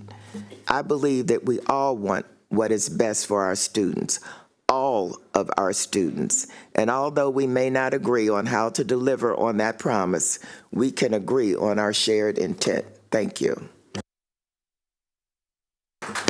Ms. Montoya. Blair Math and Science, 75%. Poolesville Math and Science, 85%. Poolesville Ecology, 83%. Poolesville Humanities, 73%. Richard Montgomery Interbaccalaureate, 82%. Those are the percentages in those particular programs of only Asian and white students. Those programs, the NEC, the DCC, they were established to make access greater for all students, not just some students. So why do I support the idea of expanding access through a regional program model? Because Black and brown students deserve access to these programs as well. So I want to be clear to this community and to all of my colleagues that a vote against this model is a vote to perpetuate the racist access to these programs that has been going on for quite some time. I'll wait. I had a lot of talking points prepared today, but let me just go into the crux of it. There have been some really ugly words spoken in really ugly ways throughout this process. In this room, in emails and messages, handwritten letters, in-person meetings and virtual meetings, in phone calls, at community events. We can disagree. You can even not like me as a person. But it is not okay to speak to myself and my colleagues, or any of our future colleagues, in disrespectful ways, in threatening ways. And it is absolutely not okay to yell at me while my children are standing next to me while I'm in the community. Despite all of that behavior, I pushed it all aside because as an attorney and a trained litigator, I am trained to just see the message. So I looked at your messages, I looked at your data, your charts, your alternative solutions, whatever you gave. I spent hours preparing for some of the meetings that I had with some of you in the community. I can appreciate that some of you wish the data included different data sets. Our data came from municipalities, with our work with Montgomery Planning, from the various vendors that conducted various analyses, whether it was looking at designs or traffic or boundary lines, neighborhoods, populations, projections, enrollments, you name it. It's okay to disagree. It is not okay to treat anybody in this way, including other members of your school communities, other children, other staff. Now, I know that these kinds of issues are hard. I'm a parent as well, right? I'm living all of these decisions, and I don't always agree with all of them, as some of you know, right? My colleagues know too. Because I live them every day just like you do. But we need to be mindful that the ways that we behave and the words that we use, our kids are absolutely hearing them and they are seeing them. They are seeing them and deciding whether they are calm and collaborative or they are aggressive and hostile. Now, I join many of Ms. Wolf's comments. I have been very disappointed by some of the rhetoric throughout this process. I've been disappointed by the deliberate fueling of misinformation by some of our trusted community leaders. And I've just been disappointed at the use of historically significant and racially charged language like segregation, busing, and redlining in situations where that is not what's happening. Because when you do that, you dilute the power of those words and the things that were experienced by the Black and African American community. As we inch forward into other hard decisions, because we have a lot of hard decisions facing us, my role as a board member, the reason you elected me in this county was to look at where is the money going, to make sure that we were fiscally sound so that we can all have as much of the things as we want. And that is what I will continue to do and why I support the recommendation of the superintendent. Thank you. Ms. Zimmerman. Thank you. I have considered this vote so many times. It has kept me up at night for more nights than I can count. In fact, I think I received 73 emails last night between the hours of 1 a.m. and 6 a.m., so truly keeping me up at night. But I have always felt that there is a solution out there that can do the most good and to find compromise, to find common ground.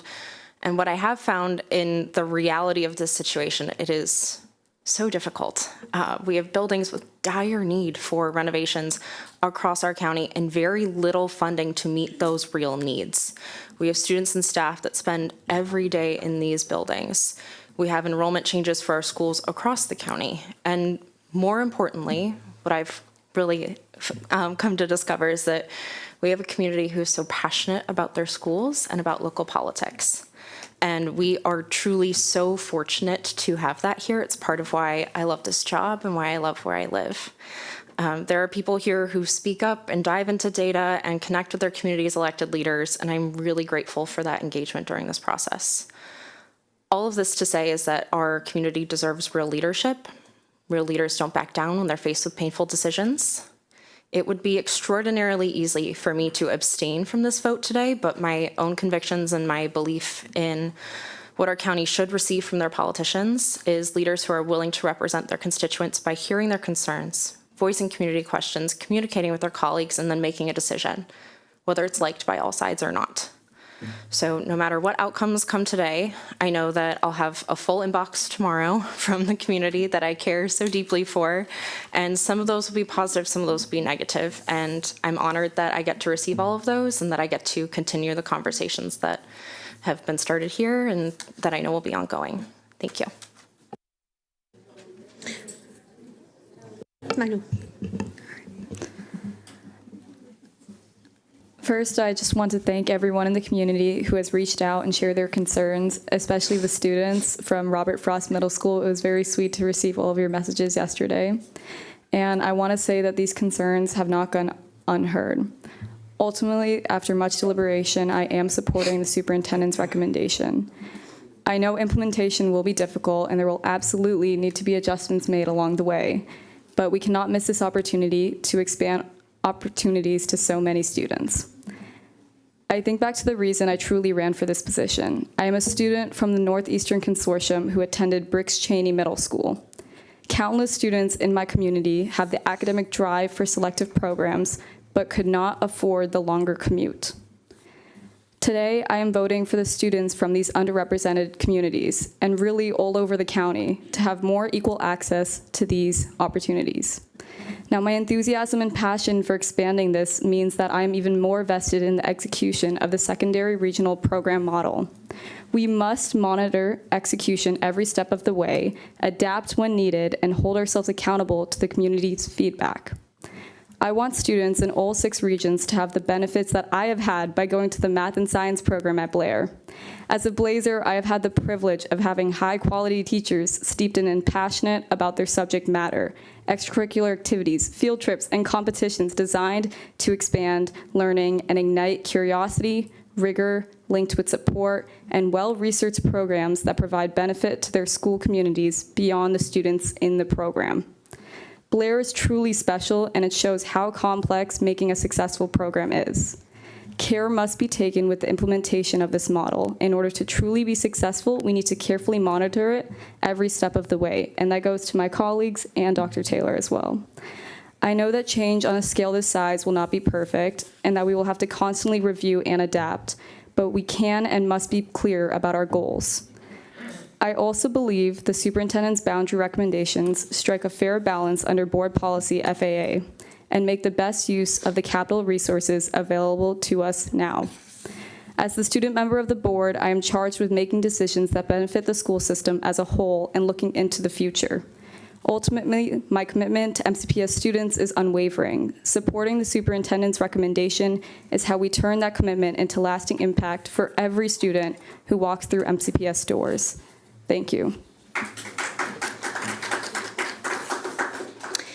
Thank you so much to my colleagues. I would like now to turn the meeting over to Vice President Wolf.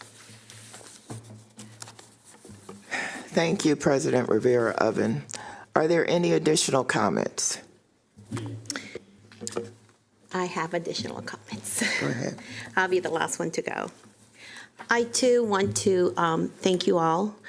I want to thank especially the parents who have been here over the last year. I feel like I have got to know some of you.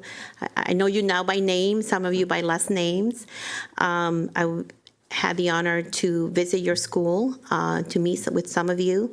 I have worked very closely, at least in my area in Deb County, with the Clarksburg cluster, the Damascus cluster, and so on. So I want to speak to you truly from the heart, just very sincere, as a former MCPS student, as a product of the school system, as a proud graduate of Gaithersburg High School, and now as the board president, but also as your neighbor and as a mother of students who went to MCPS. Just like my colleagues, I ran for this position because I care about my community. I truly do. And I have personally lived through boundary studies. I know the knots in your stomach when you look at a map. I know the fear that your child's sense of community is being rewritten by a pen stroke. I have sat where you are sitting, and I carry that weight with me every time I vote on a consequential issue. But as a leader, I have a second equally heavy responsibility to the school system and also to be a fiscally responsible steward of MCPS resources. We all want the absolute best for our children. And the most responsible thing we can do as board is to make decisions that are sustainable, smart, and rooted in the truth of our students' daily lives. In a situation like this, there is no map that is going to make everyone happy. And if we wait for a total consensus, we will never move.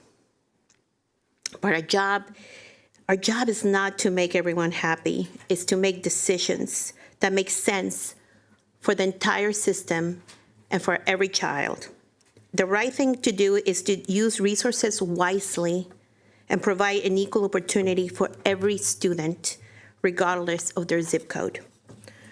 I have heard the concerns that this process was rushed, unseen.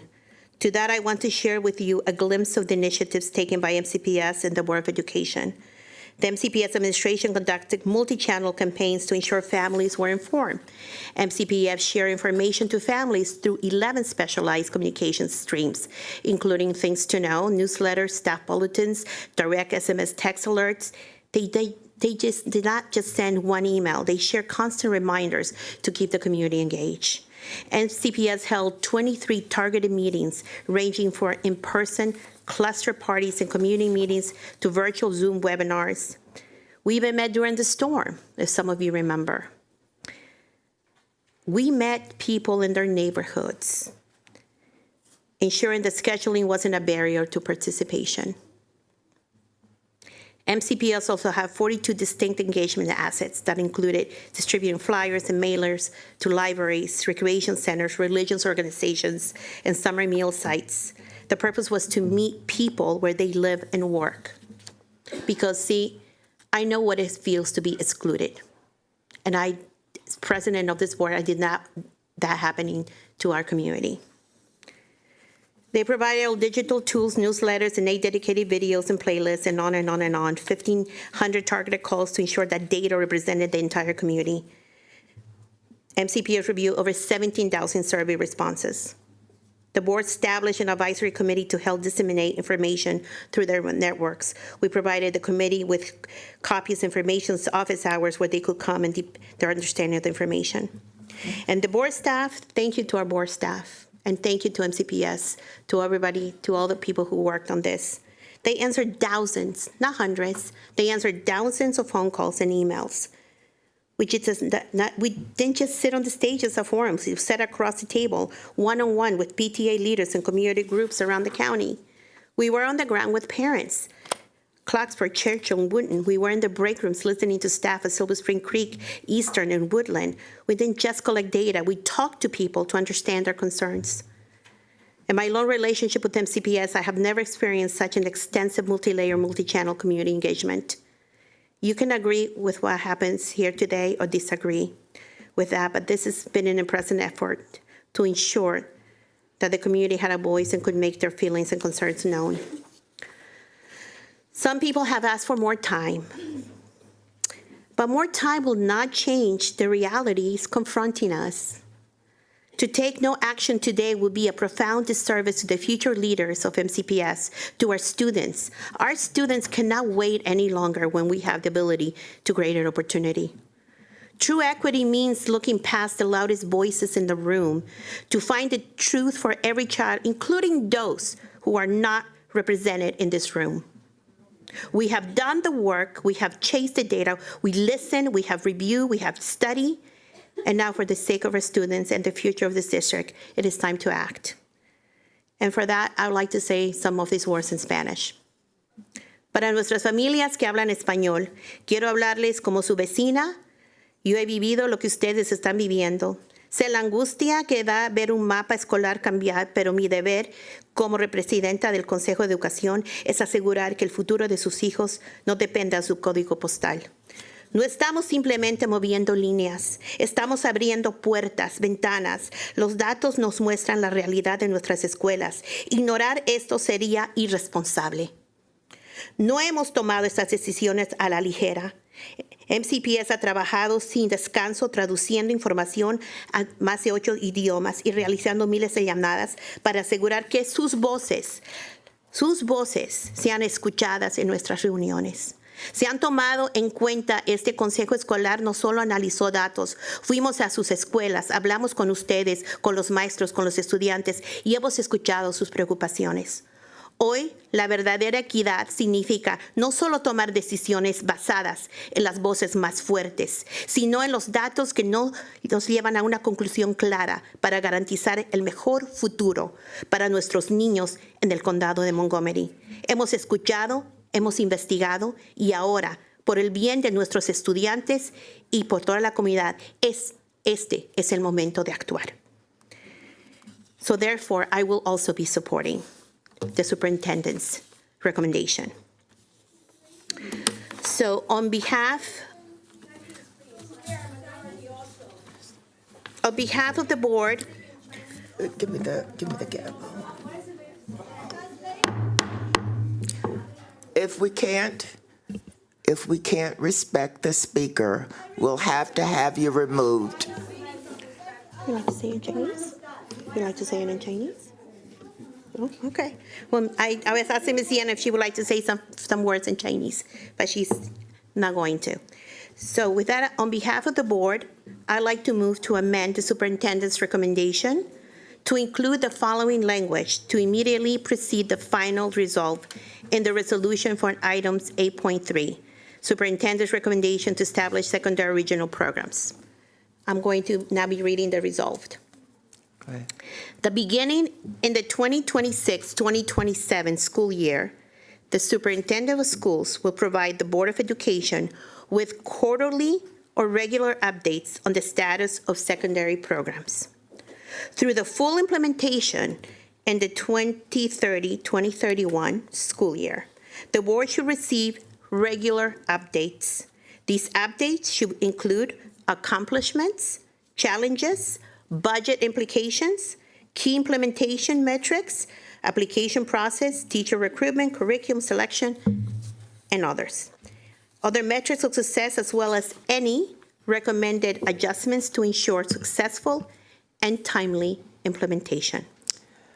President Rivera-Oven has made a motion to amend the resolution for item 8.3, superintendent's recommendation to establish secondary regional programs. Is there a second? Second.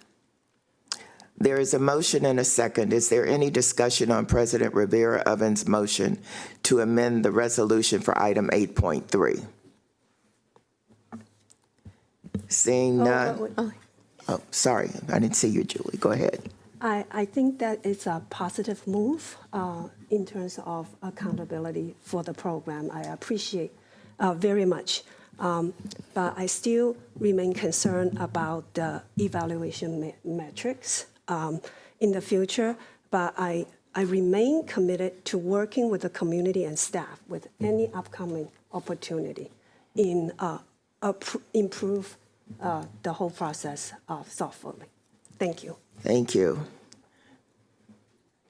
Seeing no other comments, we will proceed first with a vote on President Rivera-Oven's motion to amend the resolution for item 8.3.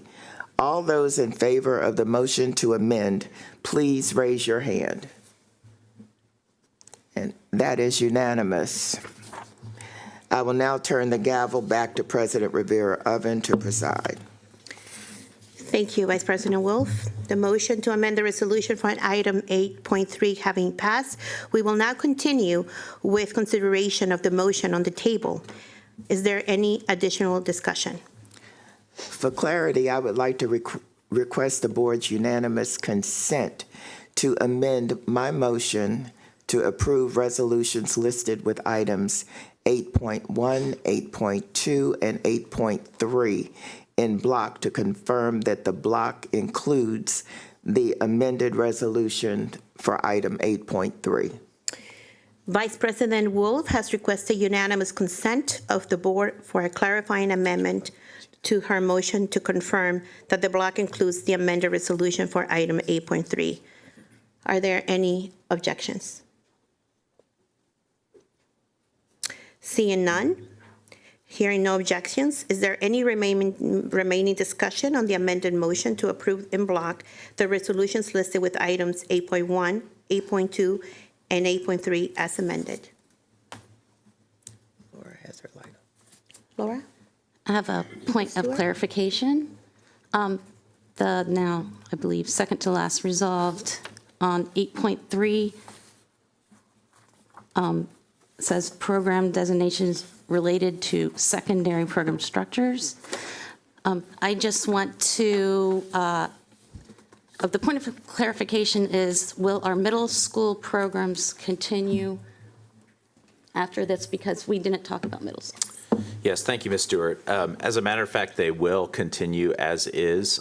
We do have some changes at the state level that are pending and have maybe even been thrown a new curveball by the state at their most recent Board of Education meeting at the state level. That would have to come back to the board for consideration. This does set up a framework and an infrastructure to support a regional model, but it doesn't change any of your existing middle school programs at this time. Thank you. Ms. Yang? Yes. There are many things in the 3 separate resolutions that I support, and there are many things we actually work on together as a community. However, because all of these are bundled together, I will vote no to the whole package.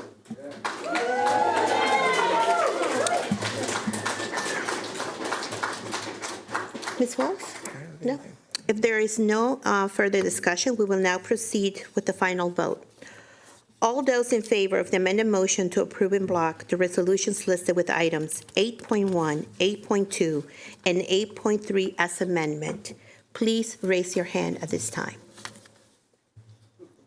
That would be Ms. Stewart, Ms. Silvestre, myself, Ms. Rivera-Oven, Ms. Wolf, Ms. Montoya, Ms. Zimmerman, and Ms. Anuva. Those against?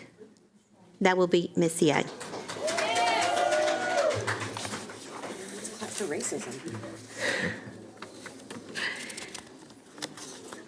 The motion has passed. Thank you.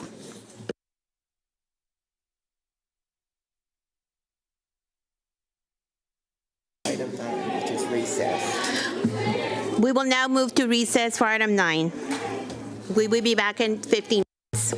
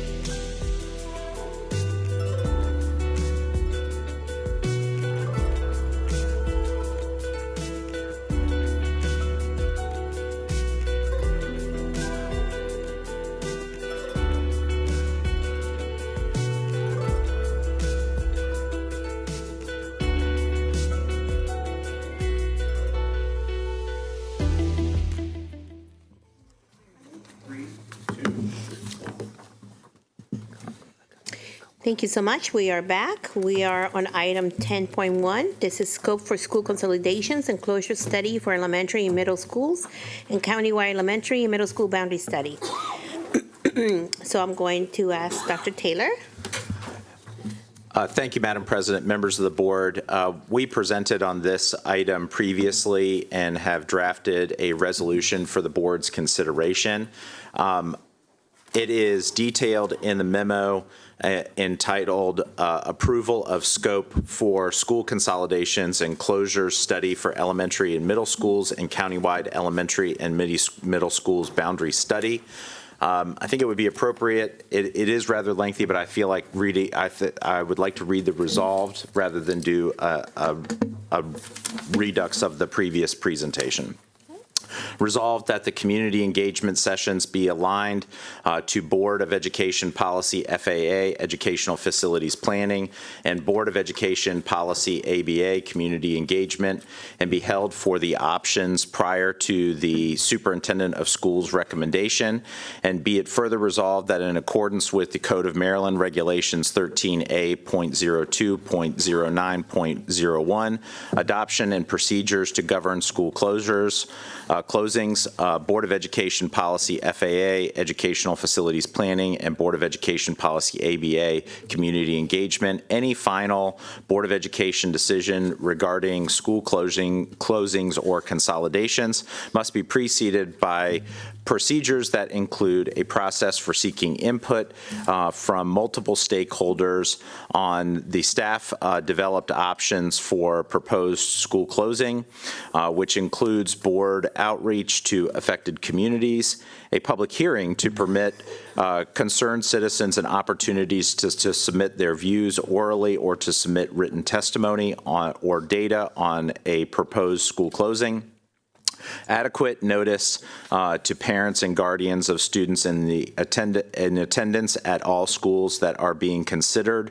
for closure, written notification of all schools that are under consideration for closure advertised in at least 2 newspapers having general circulation in the geographic attendance area for the school or schools proposed to be closed, and the school or schools to which students will be relocating, and the newspaper notification shall appear at least 2 weeks in advance of any public hearings held by the local school system on a proposed school closing. And may it further be resolved that the Montgomery County Public Schools will follow the Board of Education's established process for boundary studies under Board of Education Policy FAA, Educational Facilities Planning, and Montgomery County Public Schools Regulation FAA RA, the Educational Facilities Planning Regulation, and may it further be resolved that following the Board of Education's decision for any closures and or consolidations,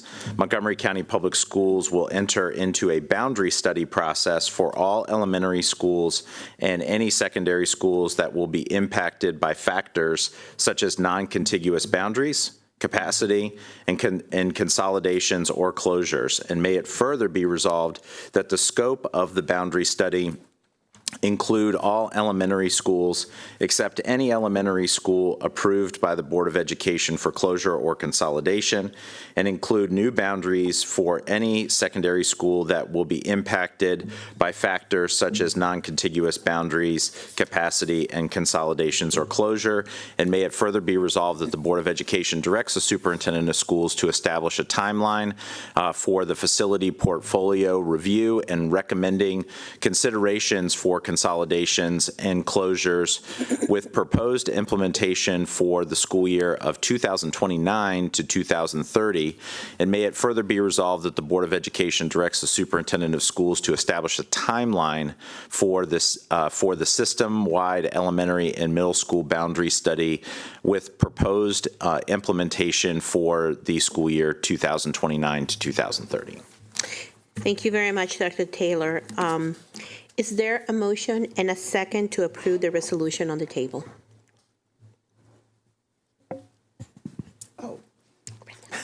So moved. Second. There is a motion and a second. Is there any discussion?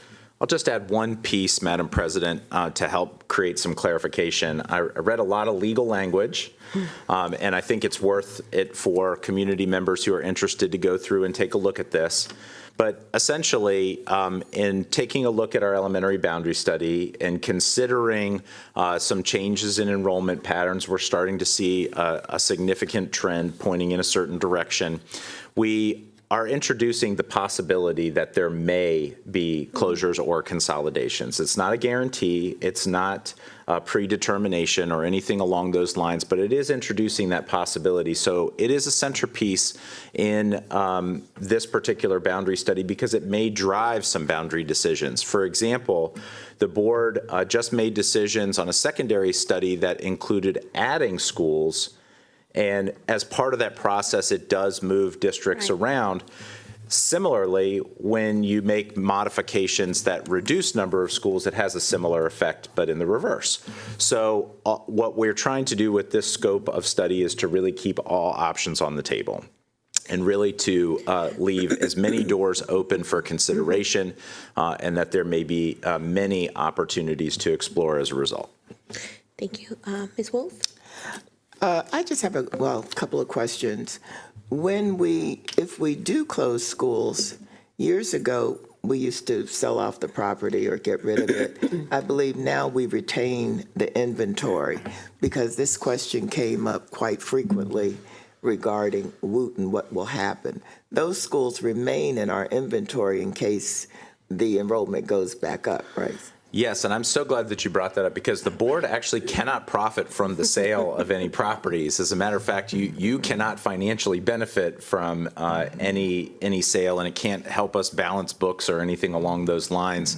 The properties get surplus back to the county if we've determined that there isn't a use or a future use. So we do actually retain a number of properties in our portfolio. We actually have 238 buildings, even though we have 211 active schools.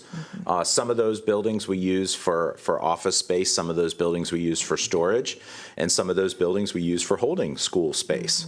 And so there is an inherent advantage in terms of your long-term planning to consider what things might look like down the road and whether or not there might be temporary changes that are needed or whether these are long-term changes to maintain a healthy portfolio that can balance both current and future needs.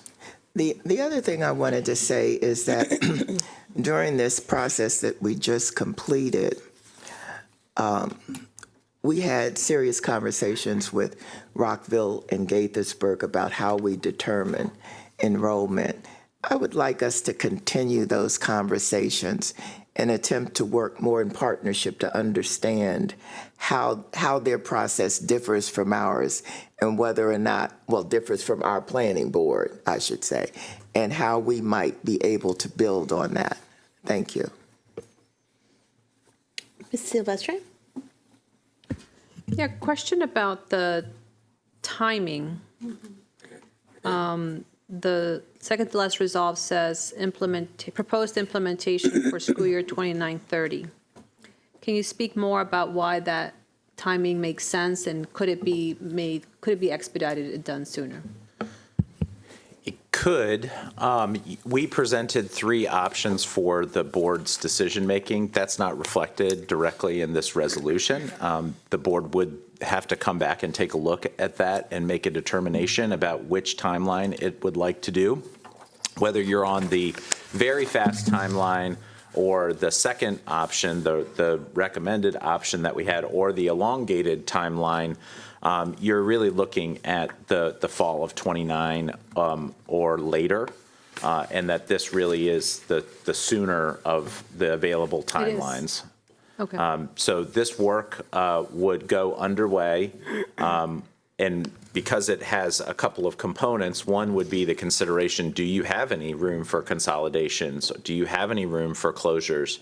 That step really does need to be completed first before you can adjust and decide boundaries, because it will inform that boundary step in the process. And so you have 2 really meaty public engagement components that need to take place. and they need to take place in successive order, not concurrent order. So you are still looking at over a year's worth of work that's tied to this. And with over a year's worth of work, you're already looking beyond the fall of 28. So. Okay. I need to think of the years. Thank you. Okay, I don't know if Ms. Andrea would like to add anything else. We're good? Okay. All right, I don't see any further comments, so we're going to do the vote. All those in favor, please raise your hand. And that is unanimous, and the motion passes. Thank you very much. Moving on to item 10.2, that would be the approval of 2026-2027 inclement weather virtual learning plan. I will ask administration to... I'll jump right in. Thank you so much for coming. Yes, thank you, Madam President, members of the board. Winter certainly reminded us of something that we already know, that weather is unpredictable. Today, we're bringing forward a state-required inclement weather virtual learning plan. This is a new expectation from MSDE and something that was encouraged in the past, but is expected of us to complete and offer to the State Department of Education. Due to a number of weather events this past year and the strong likelihood of future weather events in the future, we experienced loss of instruction time, disrupted schedules, and a lot of challenge making up our days that were lost. And we really had to work to find ways that would make this work for students and families. And I think that there's universal agreement that a lot of this didn't work for students and families. And so it's incumbent on us to try to find ways to both meet the academic, social development, and of course the logistical and safety needs of our families. This plan is not about replacing snow days, nor is it a plan about replacing instruction like we did during the pandemic. Rather, it serves as a thoughtful, structured insurance policy for when disruptions extend beyond just a few calendar days or 1 or 2 days. And these should be things that we can plan for and things that we can adapt to. You'll hear that we are also not interested in returning to a state of a one-to-one Chromebook environment. We're not resourced for that, as a matter of fact. We don't have that capability, and nor are we financed or planning on returning to that state. Although we do acknowledge and will show that we do have the need for some electronic technology and capabilities that are going to be necessary in this plan. This plan is also aligned with the state expectations about what the structure of this plan should look like. We didn't just come up with these requirements all by ourselves. We had a lot of help from our partners at MSDE, which have set out expectations for districts as to what would constitute an approved virtual learning plan. One of the greatest strengths of this plan is that we're actually not rushing into it. Even though you are looking at an approval today, we have a long runway, several months before our next anticipated moment where we would have to intentionally prepare for an occurrence such as this. So we have a lot that is still yet to do, even if this plan is adopted. This allows time for us to train staff, to practice with students, and to communicate with families about how this would work to ensure that we have equity of access and readiness across the district. Today we'll share how this plan works, the ins and outs, when it would be used, what students and families can expect, and how we are preparing the system to implement this successfully. I want to turn things over to our Chief Technology Officer, Ms. Kim Fields, and to our Director of Curriculum Development, Tamara Hewlett. Dr. Hewlett? Thank you for teeing that up, Dr. Taylor. Good afternoon, members of the board. My name is Dr. Tamara Hewlett, and I'm here with my colleague, Kimberly Fields, Chief Technology Officer. And we're here to share the inclement weather learning plan. Next slide, please. So like Dr. Taylor outlined, we've had quite an inclement weather season, and that impacted our ability to have all of our planned instructional days. Maryland State Department of Education has issued a mandate for all local school systems to develop a virtual instruction plan for the 2026-2027 school year. This plan must be approved by the local Board of Education. The purpose of the inclement weather virtual plan is to minimize the disruption that a weather event could impose on a school system, and to do so in a meaningful way that optimizes learning time.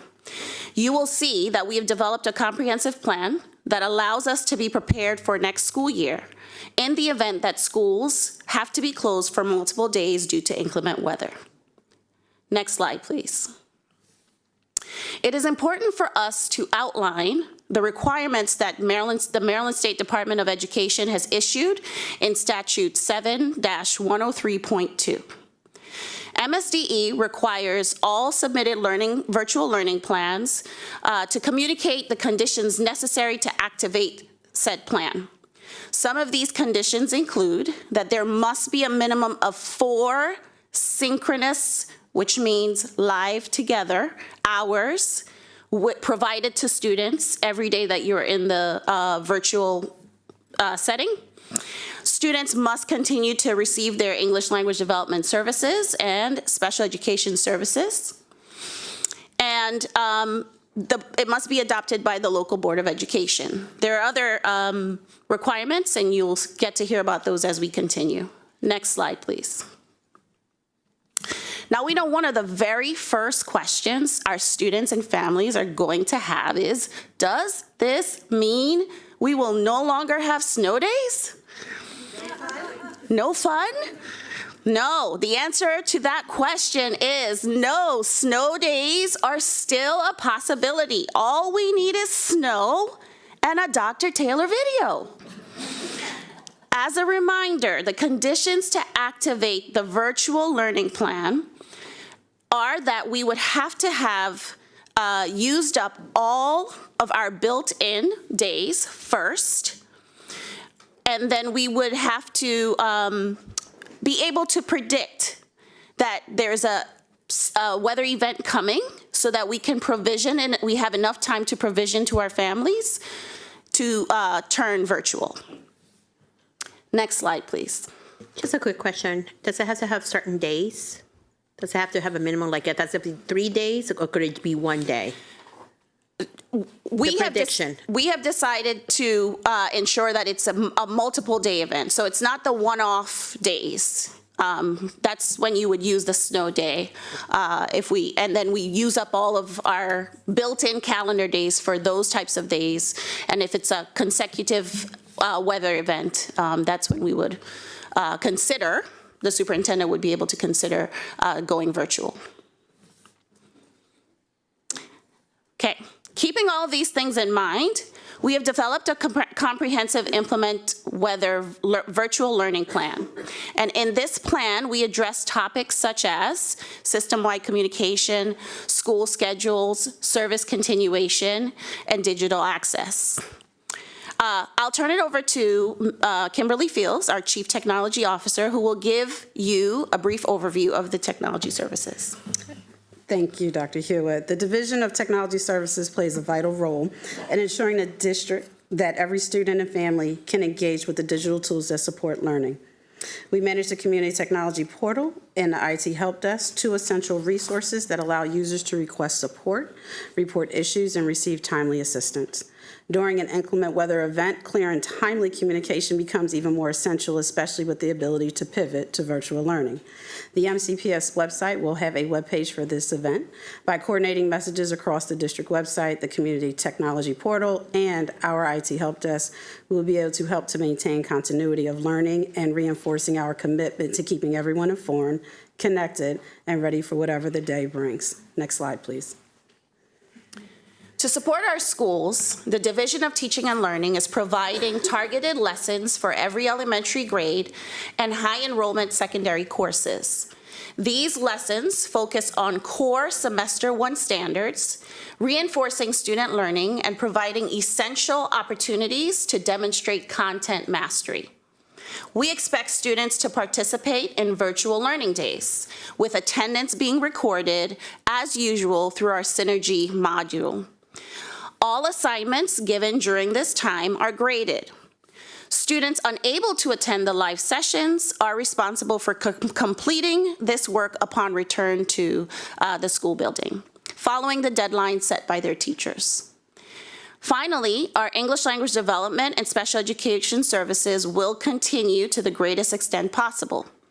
Service providers will collaborate with content teachers to determine the best schedule and approach for each student, utilizing breakout rooms or co-teaching models to ensure seamless support in the virtual environment. Next slide, please.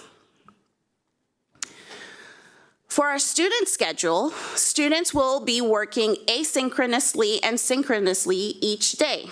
Asynchronously essentially means on your own, and synchronous means live and together.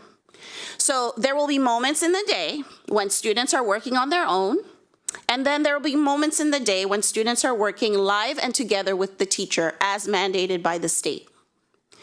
All students start their day with asynchronous activities while the teachers get prepared for the 4 hours of live together instruction. Our high schoolers start their live instruction at 9:45, and our middle schoolers will start their live instruction at 10:15 a.m. Elementary Tier 1 start schools will start their live instruction at 11, and the Tier 2 start schools will start it at 11:20.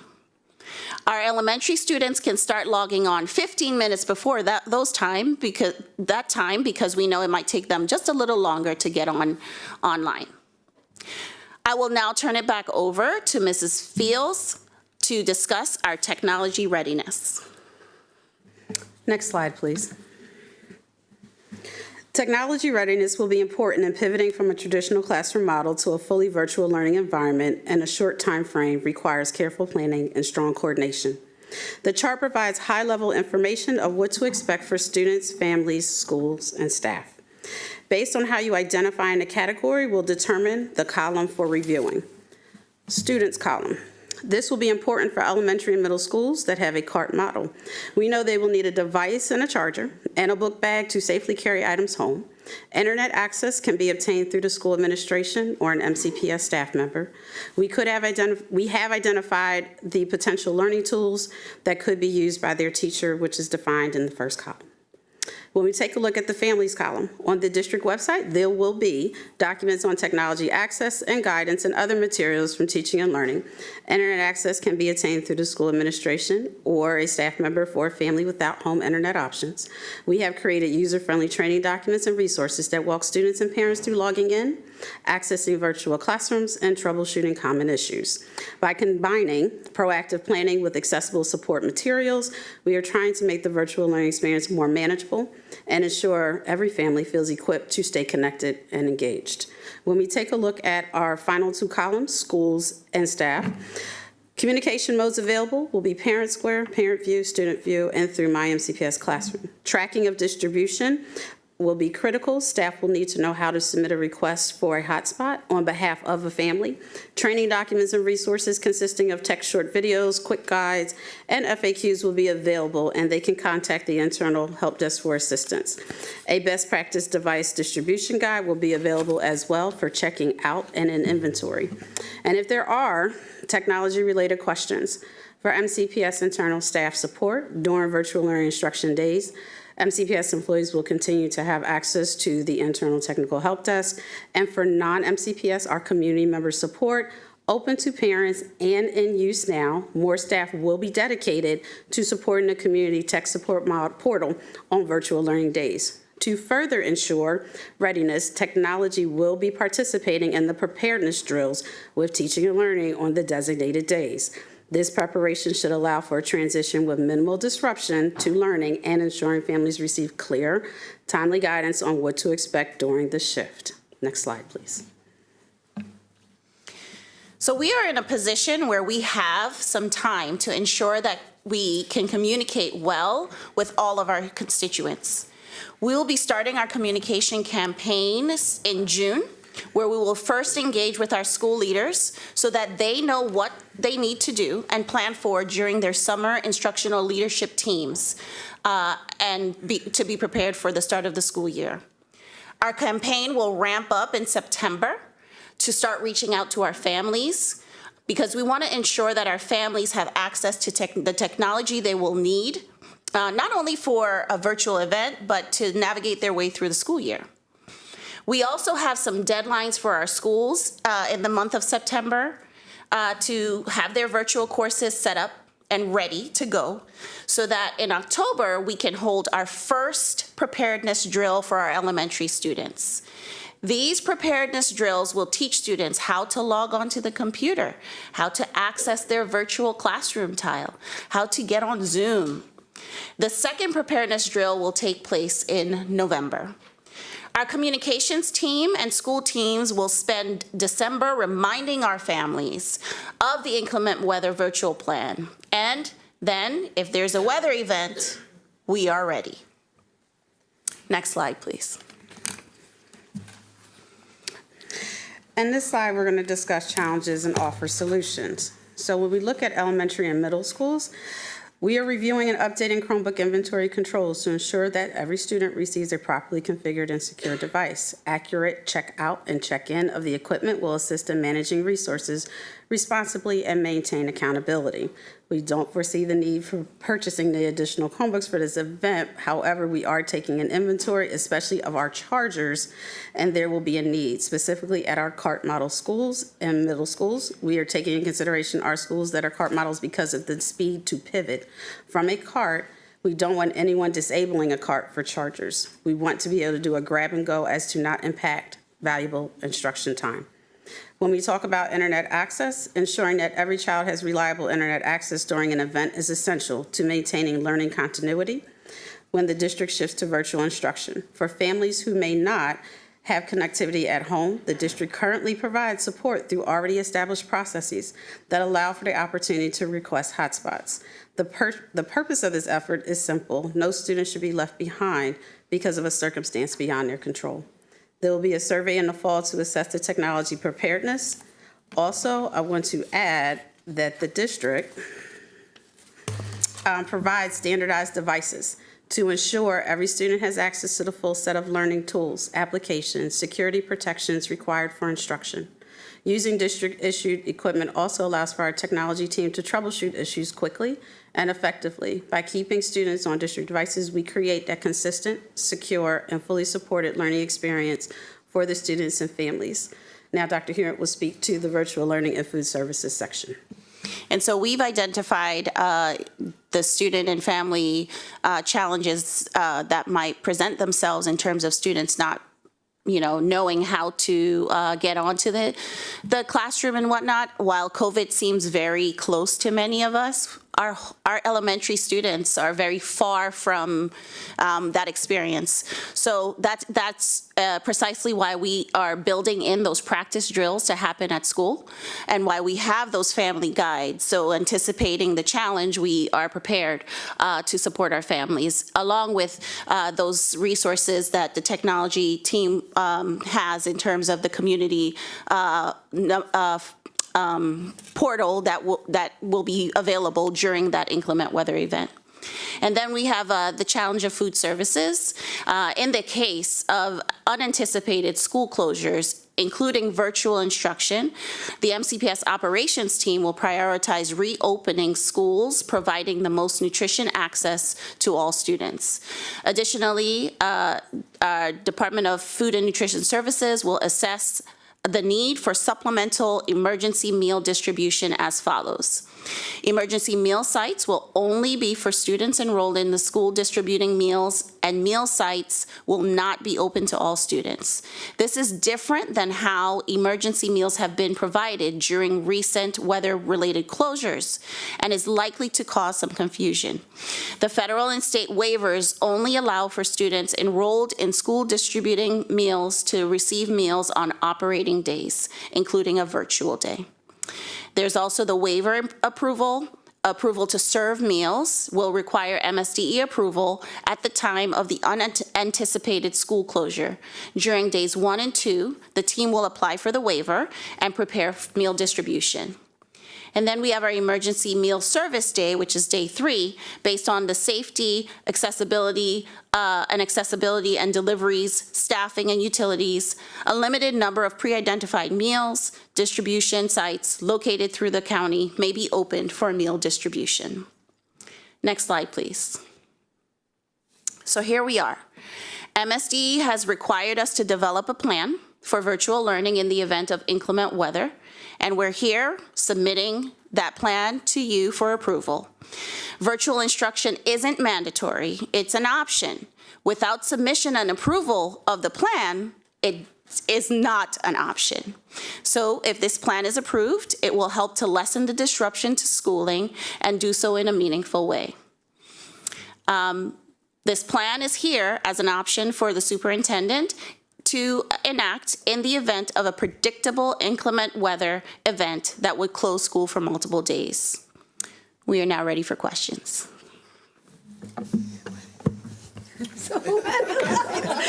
It's like Jeopardy. Who's faster? Let's see. I'm going to start with Ms. Zimmerman because she was the fastest one. Oh my gosh, she's so hard. Ooh, fast fingers. That helps me win. I like to hear that.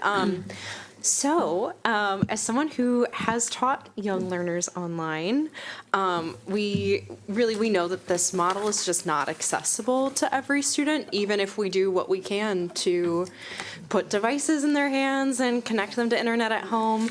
There are still going to be families with students that are asked to monitor younger students during their instruction while adults are at work. But my other concern is that many students will still be unable to access the actual instruction that's being given to them while they're away from a classroom space.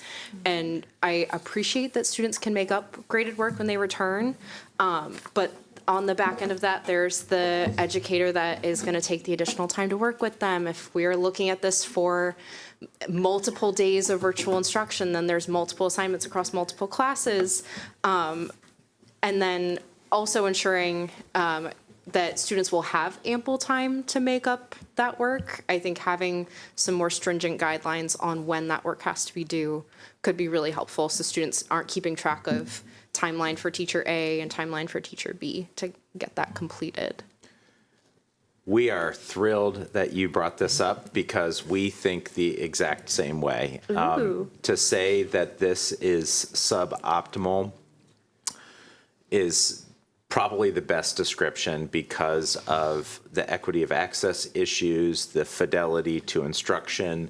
There are a lot of challenges with this. For those of you who were wondering about virtual instruction as it may have been conceived in other localities this winter or even during the pandemic, it wasn't awesome. It didn't go great. And there's a lot that needs to be done to make it better than even that and better than what we've conceived. We do see a need for a couple of reasons to have this in place. One, it is required. Two, there is an inherent advantage just to check in with kids to the extent that we can and to keep the academic engine running. You bring up a really important point, which is how do you select the content that's most appropriate for this time? This is not the most appropriate time to cover a complex or new topic when not everybody might be as engaged as they normally would be in the classroom setting. So this is an ideal time to take advantage of some of the flex periods that are built into our pacing calendar to do review work in anticipation for end-of-quarter district assessments or end-of-course assessments, and to revisit concepts that previously have been covered to cement them for future learning. Doesn't mean that you can't have some kind of graded work and make it meaningful. I think we absolutely need to strive to do that. But in terms of what content we cover, this is the right time to revisit old content and make it solidified, not necessarily to cover new ground in a less than optimal way. Okay. Happy to hear that. Are we going to have a second round? Probably not, so ask your question. Okay.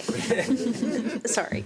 I just also wanted to... You're the teacher of the group, so I think I'll give you that. Thank you. I also just wanted to express the need for additional communication around device and device care to our families. I think so many of us can speak to seeing devices come back in suboptimal condition, but that's to be very generous to some of them. But I know that when you're in that classroom and now it's time for testing and you have 20 kids in front of you and only 15 of the devices work, that's unfortunately only going to become more real if one of the devices in your cart comes back with a smashed screen. So I think that additional communication there, but then I know the one-to-one is also part of our technology goal. Thank you. Ms. Mundo. Hi. All right, 3 quick things. So first off, I noticed that we'll be using Zoom again. So as a student that obviously did experience virtual learning during the pandemic, I am curious if there are other platforms which students will have available during virtual learning times, such as many of my teachers would transcribe our meetings so that if students couldn't access the meetings during the Zoom time, they would then watch them on YouTube or later in Canvas announcements. So if whether or not that will be a possibility and we could look into that, that would be great. The second thing is community engagement. I would like to recommend that we use Canvas announcements to reach out to students and get their opinions and inputs on that. I think that it worked very well from what I heard for school safety earlier this year. So I would like to elevate that. And the third thing is that during advisories, I would recommend doing checks with Chromebooks at that time for students as well. Thank you. Ms. Montoya. Thank you. I would like to join Ms. Zimmerman's comments regarding content. Virtual learning is just not for everyone. It's just not. Even great students, that could not work out for them. So I do just want to make sure that we're using it in a way that does not disadvantage some students who may be on, but again, learning something new is just not going to work. As a current parent, I'm just going to say that I know we have to have this plan. It's not ideal. I don't expect that my kids are going to love it or come across as like this was the best school day ever. I learned so many things. We just have to make it work the best that we can because, again, we have to have a plan, right? So I can appreciate that. One thing I just want to request that goes into this whatever packet type thing that parents and families will get. Some kids don't remember their login credentials when they get home. And as a parent, I have no way to access that information. So for example, when I had to log in to my child's account to fill out one of these parent review forms, I couldn't do it because I didn't have my child's credentials, but that's the only way that you can do it. And so then I'm trusting that my elementary school child's going to come home and remember those things, which also have to be changed. That's a lot for a child. And so virtual plan or not, I just think we need some way for parents to have that information, but especially if then you're expecting them to get onto this. Thank you. Ms. Wolf. I just want to second Ms. Malou's comment about looking at other platforms. I do, however, think that most of our kids know how to use that computer. But I have a conceptual question, and it may just be that I don't understand, but are you going to issue Chromebooks or computers or whatever automatically? Because otherwise, how do you know necessarily when it's going to be inclement weather and you got to switch to virtual? Or in the alternative, are you going to use the snow day and then they have to come get it? I mean, I don't understand how this is exactly going to work. Dr. Taylor can explain the So this is not going to work for every inclement weather day. This year is a great example of when we would have used something like that because we had anticipated that we had a large snow event and that we were going to be out for multiple days and that there was the high probability of it. And we had multiple days to prepare for it too. Not enough days to put together a state-approved virtual plan because it did require a public presentation and a few other things. But as part of that planning, to have planned distribution when you know that a snow event is coming or when you have enough advance warning where you can distribute. One of the things that Ms. Fields mentioned that I want to elevate is that at the beginning of the year, we ask parents routinely to fill out a number of forms that provide a lot of information, updates on medications, updates on addresses, registrations, things of that nature. Adding 2 questions to that registration form will help us tremendously prepare and plan. Do you have access to a computer that you could use during a virtual inclement weather day? And do you have home internet access? If the answer to both or one of those questions is no, we have a mechanism to plan for and just be ready for distribution, so that when we mobilize devices, we know exactly how many and which students need to receive them. Okay, that helps, because I was trying to figure out when Natalie said, and they come back. I said, well, didn't we have to issue them to them to start with? Yes. Yeah, well, this is going to be very interesting because we know the shape that they came back in before. Yeah. Thank you. Ms. Yan.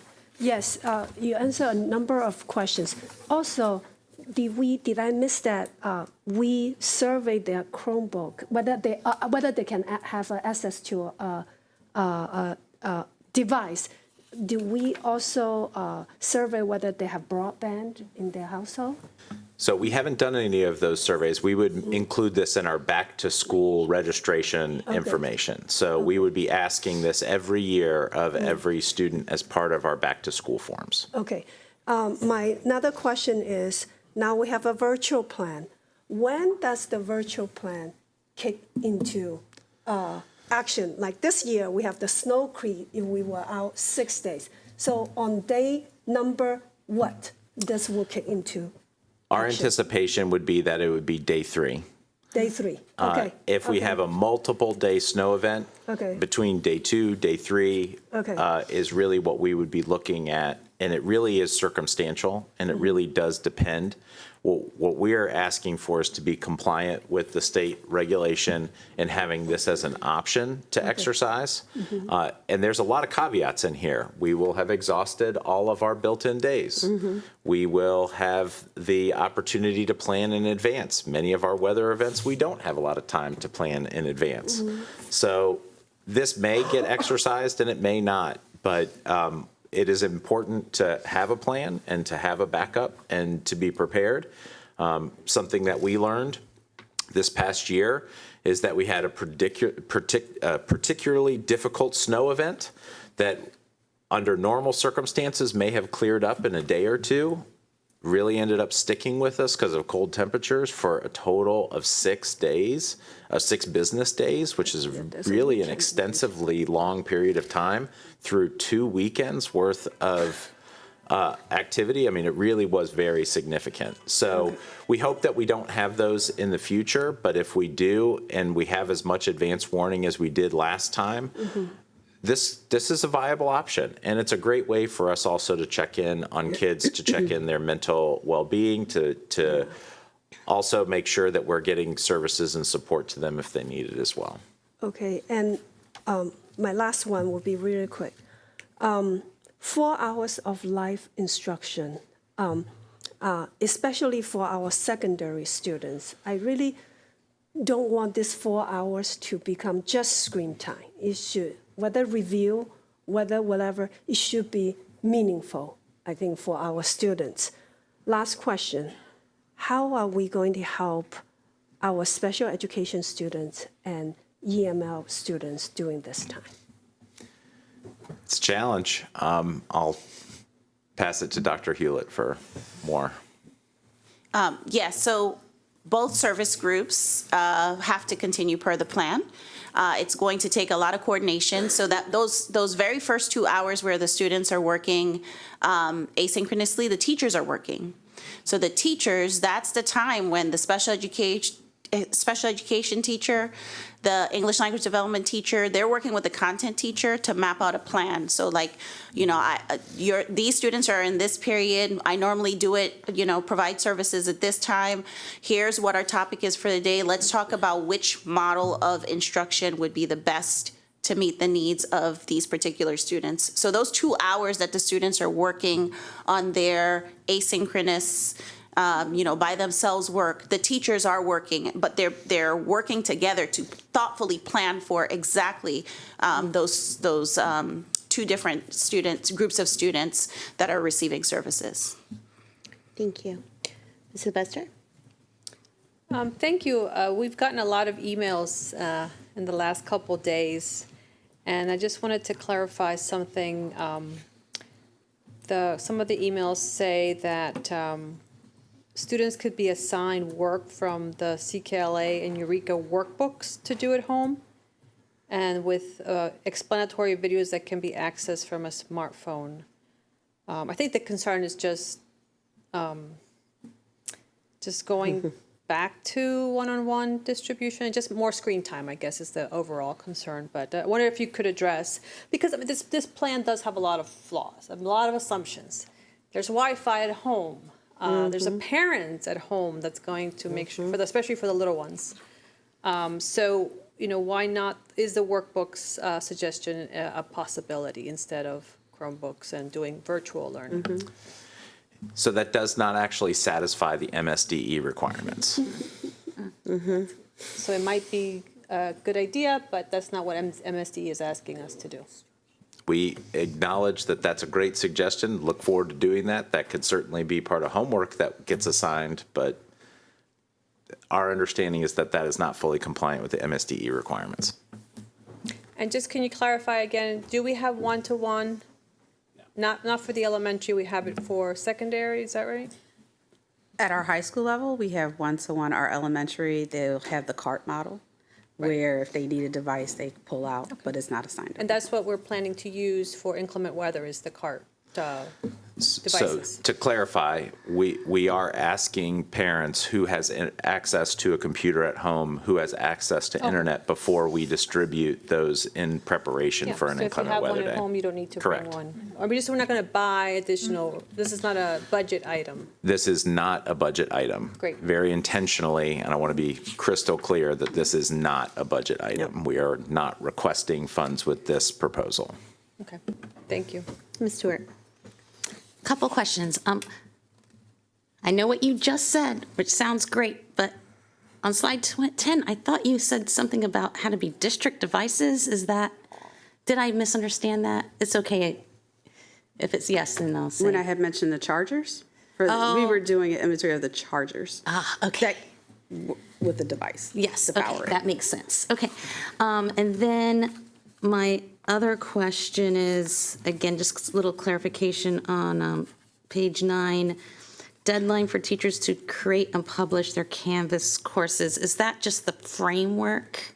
Okay, great. Yes, the goal is to, the central office is going to help with a lot of the creation of the lessons. We also will plan to create a model. This is very teachery. The teachers are going to understand, so I'm going to explain it so you could understand. So Canvas, you have a tile, like your classroom. It's like a square. We plan to create a model class that teachers can just pull into the content. So the lessons and stuff, we'll build a lot of it, and they can just pull it into their classes. But they have to first have a class created.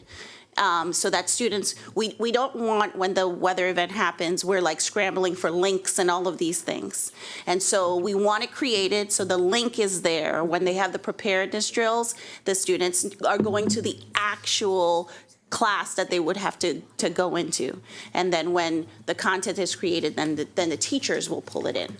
So it's just along the way, we're going to do little pieces at a time so that we're ready. We have a main document for each school that will have all of the links. It will be on our website. Just, thinking about our parents, thinking about our students, just having everything easily accessible. Ready at different times of the year, so it could be paced appropriately? Yes. Okay, that helps me understand that. The last question is a bigger question, is sometimes there's emergencies that happen in buildings that aren't weather related. For instance, maybe an HVAC goes out or plumbing or flooding, and that could possibly keep kids home for more than one day. Are we considering using this platform for any other types of emergencies? Again, if it meets the criteria of us being able to plan ahead, where we could do a distribution and there could be some intentionality behind it and it meets this criteria, that is a viable option. although, and I'm going to use Ms. Zimmerman's favorite new word, suboptimal option, it is something that we have to be sensitive to given the state of our facility condition across the county.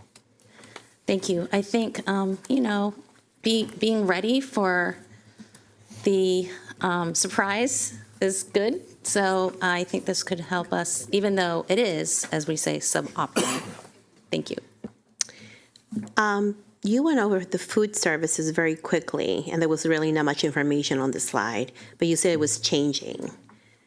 I'm a little bit concerned about that, and can somebody explain to me what are those changes? Because you said we're not going to be serving other students that are going to be picking up food from, so I just want clarity on it because I was not getting that. Yeah, so when we were distributing food earlier this year during the 6-day event, we were able to set up the emergency food sites. My understanding is with the virtual, if it's a virtual learning day and if it's not the typical emergency where we're out for multiple days, but we're doing virtual learning plan, then this, the waiver is only to distribute food out of the schools. So if it's, say, one of our elementary schools, only the students that go to the elementary schools are able to pick up the food from there. Another question. Okay, so that's very concerning to me on a couple levels, because you have a family that might have 3 kids in the elementary school, 2 middle schoolers, and a high schooler. So they will only be able to pick up for the elementary school children? No, so the food service would be set up at the schools, and we will obviously try to set up as many places as we can. I get that. So we can set up in high schools, middle schools, and elementary schools, and whoever's going to those particular schools will be able to pick up at that location. From that cluster? Correct. Okay. At that location. From that cluster? Correct. No, okay. That's not what I'm hearing. No, Sorry, can I just ask an example? Because I'm not clear either, and I have some same concerns. So if child goes to Candyland Elementary and they go to, Chutes and Ladders Middle School, but we only have a site at Candyland Elementary, can only the elementary school student receive a meal, or can their sibling who goes to Chutes and Ladders also receive it at Candyland? Because based on what I'm understanding, it's no, only the Candyland student could receive it, correct? That is correct. Okay, so then my other concern with this is that, and there's a presumption built in here, that we would likely look at our list to see where our high percentages are for students who qualify for free and reduced meals, right? Which makes sense to me. That makes sense to me if we only have so many, right? But my concern, though, is that to the child who may be the, 1 of 5% of free and reduced meals qualifying students at the other school, they're still not going to eat, even though 95% of their peers at their school don't qualify, and so maybe they don't need food because we're putting it over at another school. Do you get what I'm saying? Like, we still have groups of children who are going to need food, and they might not be at a high farms rate school, so we might not think to have a food site there, especially in a weather emergency, right? Which, again, all as a practical matter makes sense to me, but I still have kids who need food, and how are we getting those kids food? So essentially, my understanding with the changes, and we can come back and try to answer in more details, is with this waiver that with the changes that we can only set up and provide food from if the child is attending the elementary school, they can get food from there if we are set up there. So I guess, our plan would be based on the weather conditions to try to set up in as many locations as we can. However, the 19 or 20 locations we set up where we could distribute out to anybody who showed up, that model is no longer. Because the state won't allow. Correct. I think we need to come back to this point, maybe not tonight, but I think, and I see if, can you bring some light into this? Because I'm still very concerned. So yes, I can a little. And again, I think to your point, we're happy to get the details together and be sure that we can be more clear for the board. But we are following the state requirements and the federal requirements of funding reimbursement under the school lunch program. So for example, when we were able to do the emergency food distribution, That's it's under emergency because we're not in school, right? No one's in school. And so we have different waivers and different allowances for what we are able to provide. And we can do those in more of those group sites. There was one waiver under COVID, but there's a different waiver when, again, the schools are out of session. And that's typically how we provide our food during when the schools are closed. I think the issue, if I can say it from a funding perspective, is that when you're in virtual school, different rules apply for what we're allowed to do with food and who we're allowed to serve the food to and still get a claimed reimbursement. And so it does, that is the set of rules that we would be operating under in a virtual food environment. Okay. So I just want to be really clear that we didn't decide this was a great idea. Okay. We are following the state reimbursement rules, and we're happy to bring that back and get some more clarity, but that's essentially the outline of the issue. Just for clarity then, what you're saying is, you get virtual, but you get no food. And again, that's in a sense, that's not us. We did not say that. But the guidelines that are under the state. That's correct. And their wisdom or lack of. What they're saying is, okay, so you'll have virtual, but then there'll be no food. And I think those are the rules that are operational under this virtual learning plan.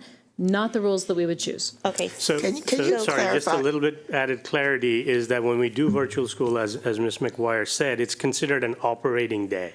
Right. Versus so an therefore, emergency they don't day. qualify. They don't qualify. Correct. So you can for the only food serve assistance. to the students that are going to be coming to that school. Who thought that that was a good idea? So how much does it cost if we foot the bill ourselves? And we would have to get back to you with that, and we're happy to do that. But I think those are numbers we would need to look at. So I guess this would be a good thing. I mean, we don't make those rules, but this might be a good thing for the legislators to kind of look into it, to revisit, because in a sense, we want our kids to get an education, but we have a large farm population.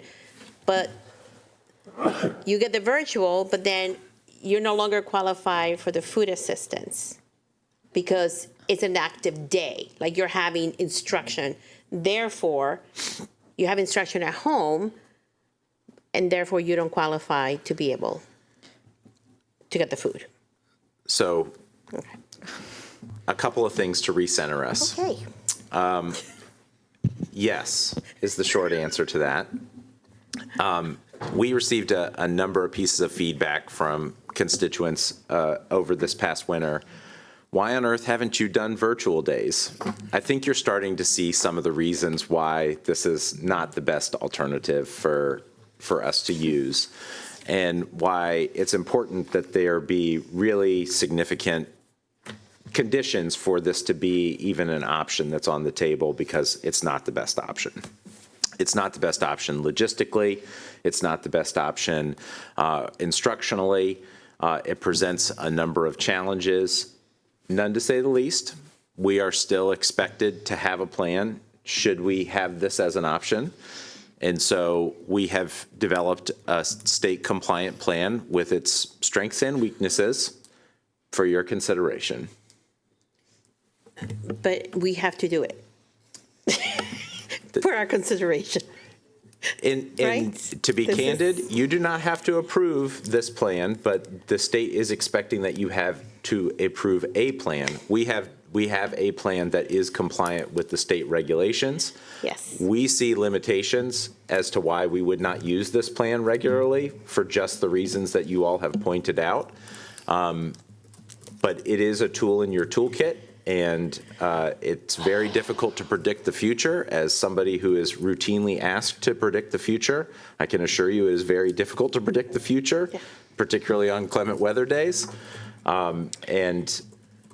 You are expected to have a virtual learning plan, and this is a state-compliant virtual learning plan. Okay, thank you, Dr. Taylor. With that, then I'm going to have then administration read the resolved. Can I have a really quick introduction on this? Okay. Oh, no. No, I'm sorry. Go ahead. Okay. That's okay. I just think it would be good to look at our last inclement weather event, look at how much food we did give out to the community, and look at that daily cost so we could get some kind of number in case we could fund that. But I don't know how much that would cost, so could we look into that? Yeah, yes, we absolutely could. And we actually may want to look at our last weather event where we were able to do full food distribution, not necessarily this most recent weather event. And the reason for that is our intention was to do a lot more food distribution sites than we were actually able to. One of the challenges with this past weather event that was so significant is that we, one, couldn't physically open some of the sites that we had identified for food distribution, and two, we couldn't get staff there because they were in fact snowed in. So those challenges may not be the best reflection, but we can go back and take a look at historically what our highest date was and use that as a cost basis for determining what that might look like. Yeah, that would be very useful. Okay, and with that, we're gonna, somebody please read the resolve, that'd be great. Resolved that upon approval from the Maryland State Department of Education, the superintendent of schools may use discretion when transitioning to virtual learning when inclement weather prevents in-school attendance if all of the designated makeup days incorporated into the calendar for emergency closures have been exhausted. That's it? Okay. Thank you. Is there a motion? So moved. Second? There's a motion and a second. Where is there any discussion? I think we had the discussion ahead of time. So with that, we're going to vote on it. All those in favor, please raise your hand. And that is unanimous. And it passes. Thank you so much to the staff. We're going to be moving on to item 11.1. That would be the Thomas S. Wooten High School After Action Report. And that's a presentation by administration. Dr. Taylor? Thank you, Madam President. Just a little over a month ago, Thomas Wooten High School experienced a catastrophic event on February 9th, 2026, where a student was injured by a gunshot wound on campus in one of our schools.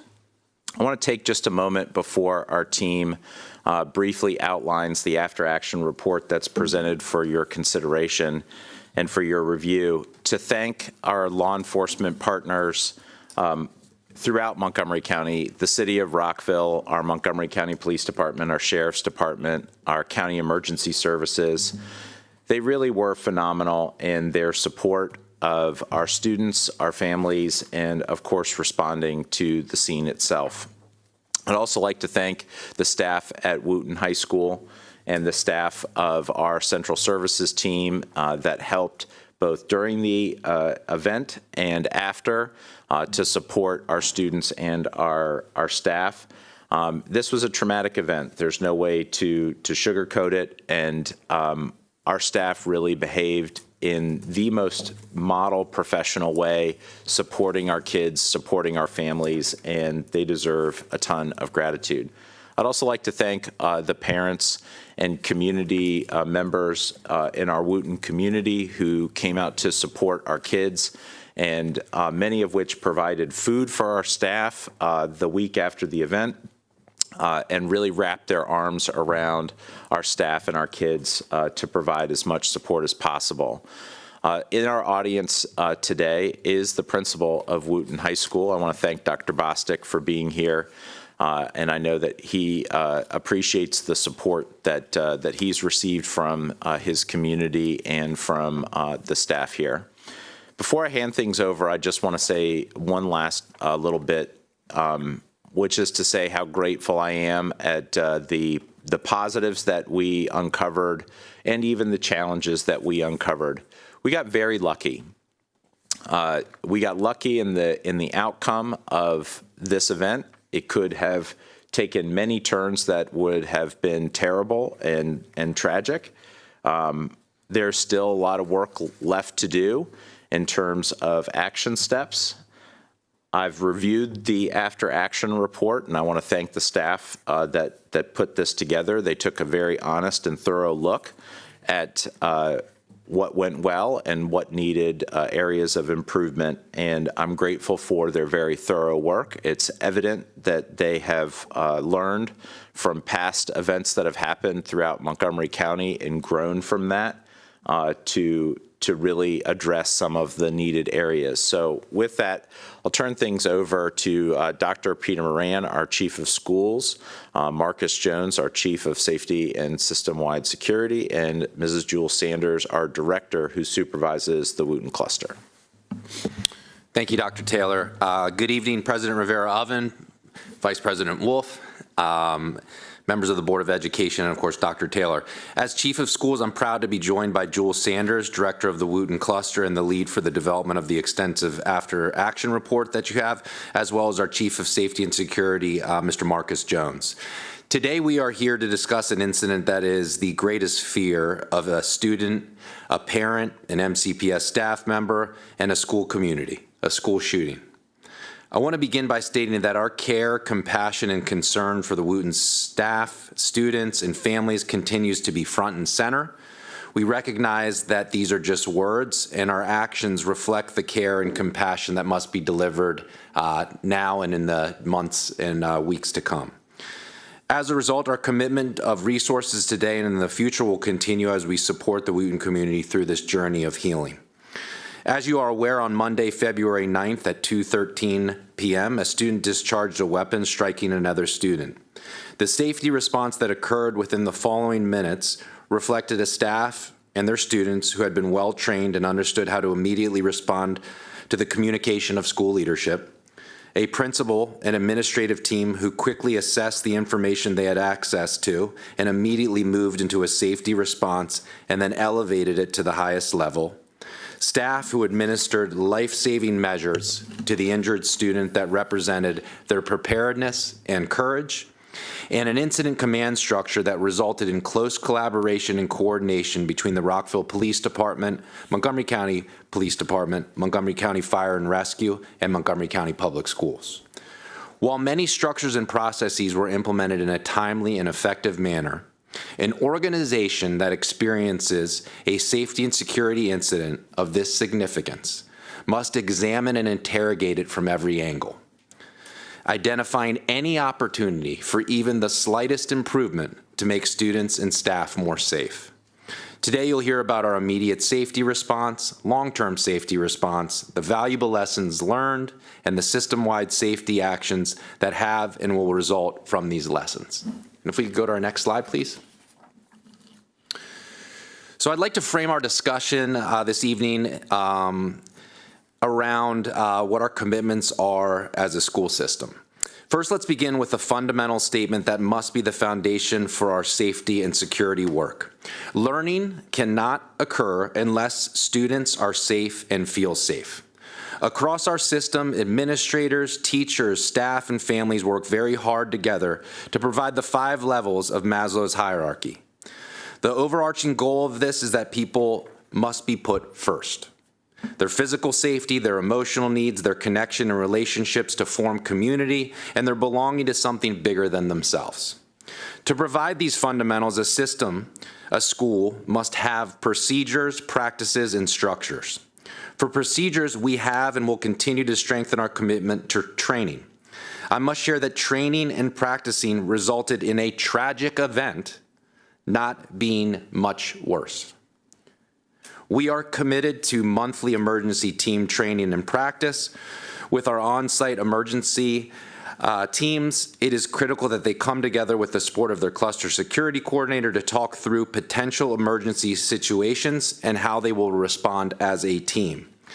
This was something that was in place at Wooten under the leadership of Dr. Bostic just a week prior to this incident.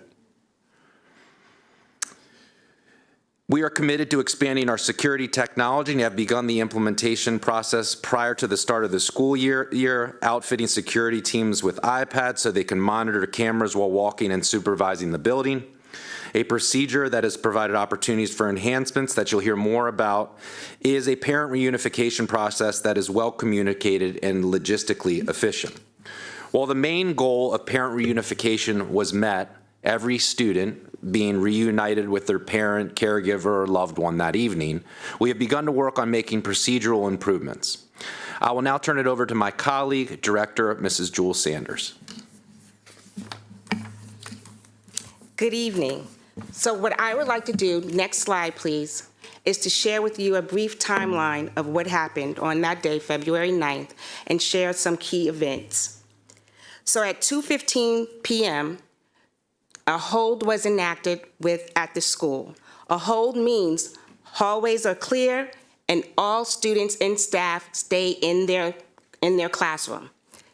A hold was enacted because it was determined that a student was hurt. At that time, they were not clear about how the student was hurt. Upon getting to the actual incident and going on site and on scene, it was determined that the student had been shot.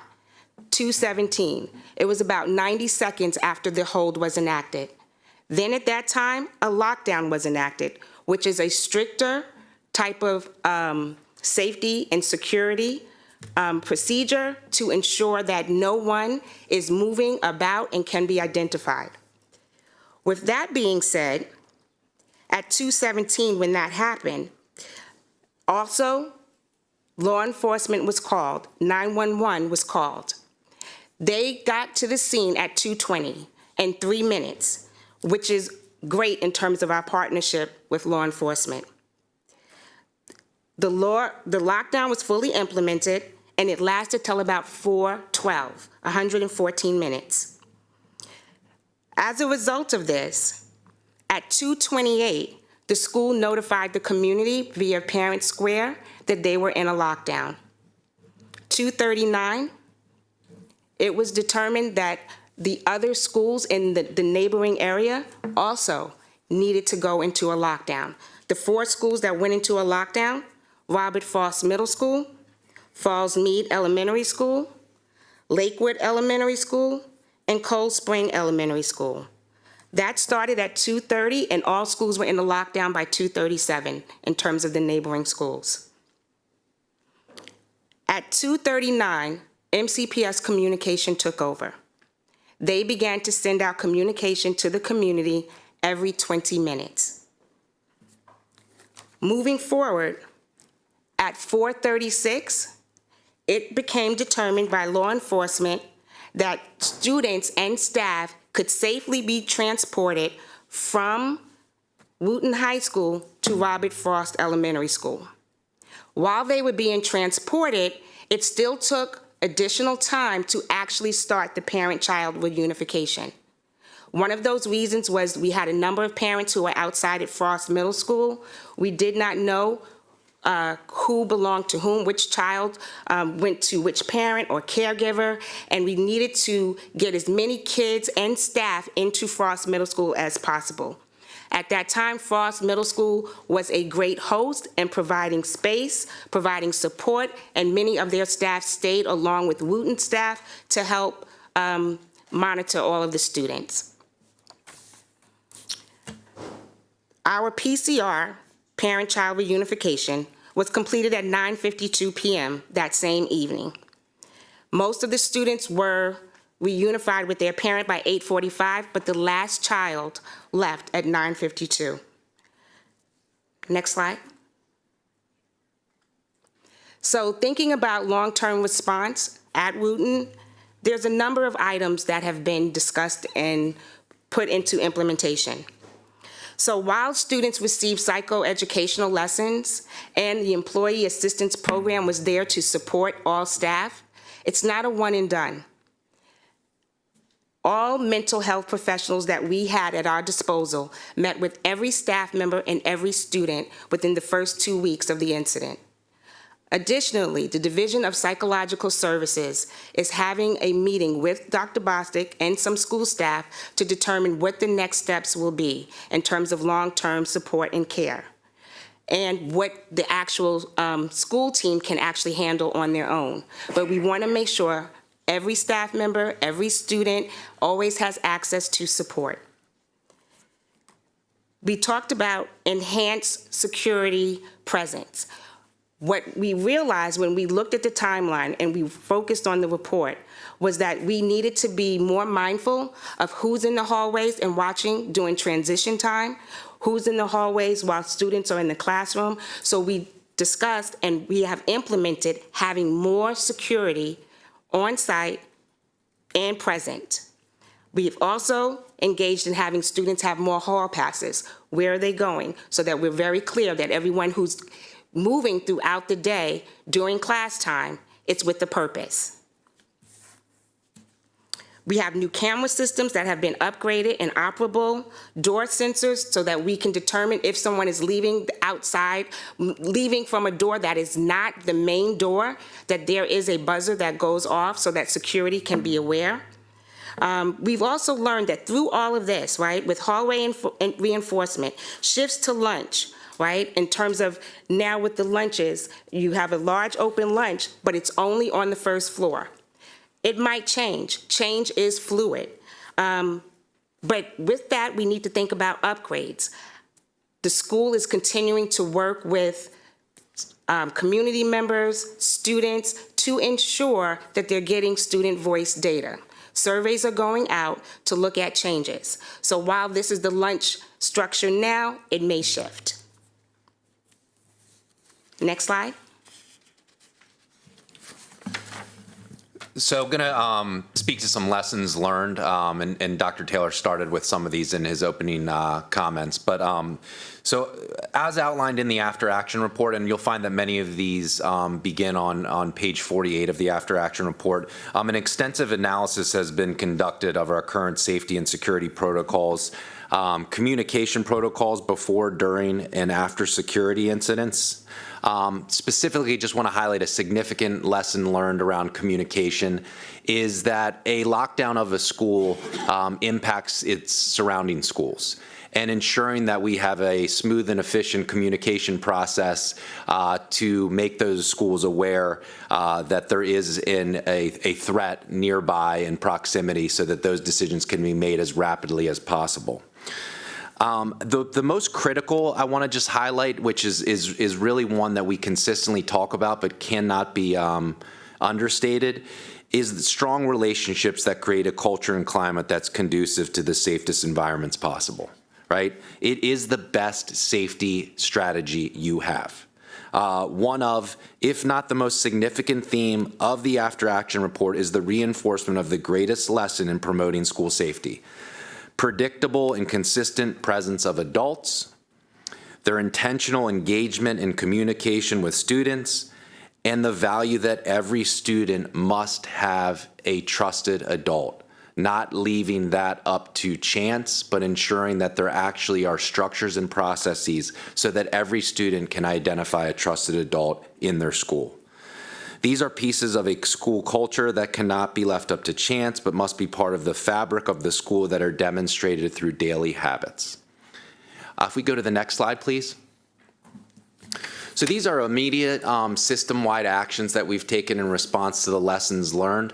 The first is the standardization and reinforcement of emergency protocol implementation. I have to say that the standard response protocol and its year one implementation has been extremely successful. It is well understood by our staff and is communicated quickly, only needing really to say one word to communicate to a group of people to move into a emergency posture. The second is one that continues to need improvement for us.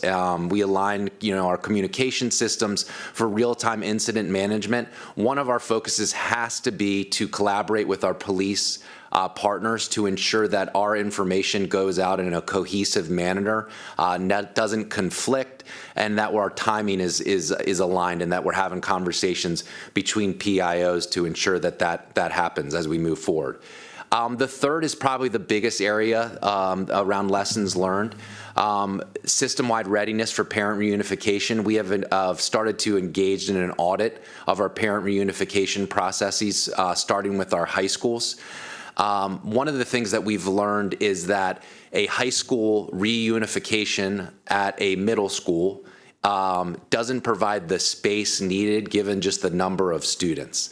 The accessibility also, we need to study the readiness and really look at these locations in terms of traffic flow, parents coming in. We've also looked at, on Synergy, there is a feature, a parent-child reunification feature where parents can literally use their cell phone to scan their children out. So that is a feature that we are going to be implementing and rolling out. It's there and available for us. We certainly should use it moving forward. The final piece that I would say around the system-wide actions is also ensuring that, as basic as this sounds, that our schools have, one, not only familiarity with the PCR location, but the PCR location is prepared for us to come there. So there are times where it's not only another MCPS school, it could be a local, church or synagogue that is being utilized, and there needs to be meetings and collaboration between both those people so that they are prepared for essentially what could be thousands of people to ascend upon that facility to be reunified with their parents. So at this time, I'd like to turn it back over to the board for any questions, comments.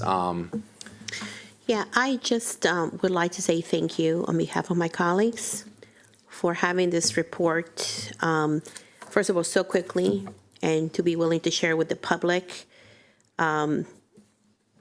It's commendable, so I just want to say thank you for that. And I'll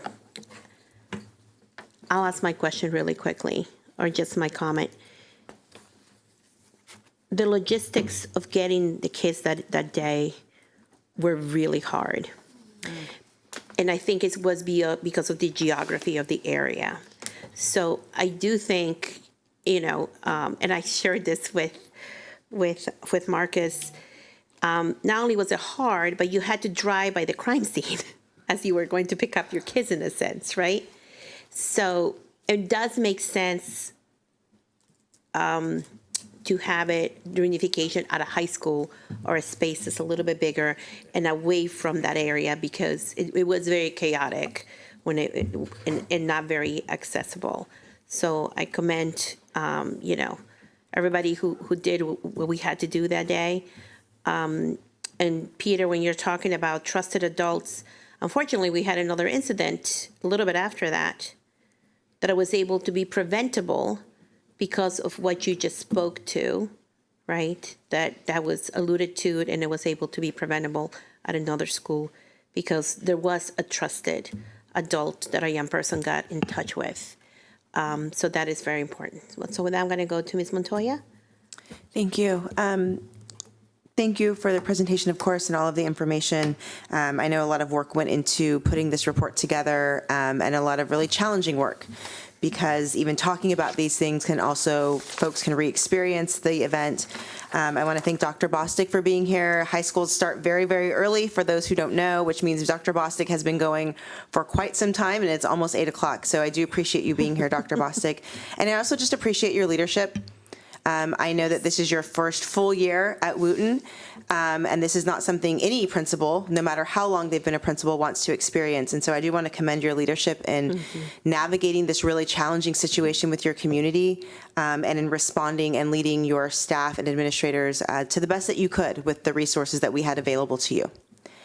So now I want to talk about that piece, because I do believe our school staff did the best that they could do with what we as a school system have provided them, and I take accountability for that as well. I'm extremely concerned, and I did hear that we had a great response. They got there in 3 minutes. Well, they got there in 3 minutes after 911 was called, right? A child was shot at 2:13. Now, for whatever reason, security did not call for help until 2:15. But because of, it seems like perhaps the equipment that we had, or maybe it was, I'm not sure if it was, somebody can't get cell service, right? That the call was not very clear. And so Dr. Bostic and his team did the best they could to get there quickly and assess the situation, which again, I appreciate. But why wasn't the call clear, right? Why don't we have adequate equipment? Because in 2 minutes, from 2:15, quite frankly, from 2:13 to 2:17 when 911 was called, that's 4 minutes and a person can die. Right? And then we have that the law enforcement does not respond until 2:20. Now, yes, if we're just looking at 2:17 to 2:20, 3 minutes sounds great-ish. You can still die in 3 minutes. But the child was shot at 2:13. So it wasn't until 7 minutes that a law enforcement officer even arrived on the scene. That is a very long time. If we were to stop right now and let 7 minutes run on the clock, you would feel exactly how long that is. It's much longer than we realize, right? And then we need to work on, so now we're moving to, and that was just, if I remember correctly, that was Rockville PD that responded. But it was not the community engagement officer that is assigned to that cluster from Rockville PD, right? It was a different, okay, that wasn't clear to me in the report that it was that officer, because what I also saw then was the Rockville CEO arrived at 2:27. So did they arrive at 2:20 or 2:27? Hi, those are different, there were different people who came from the same department.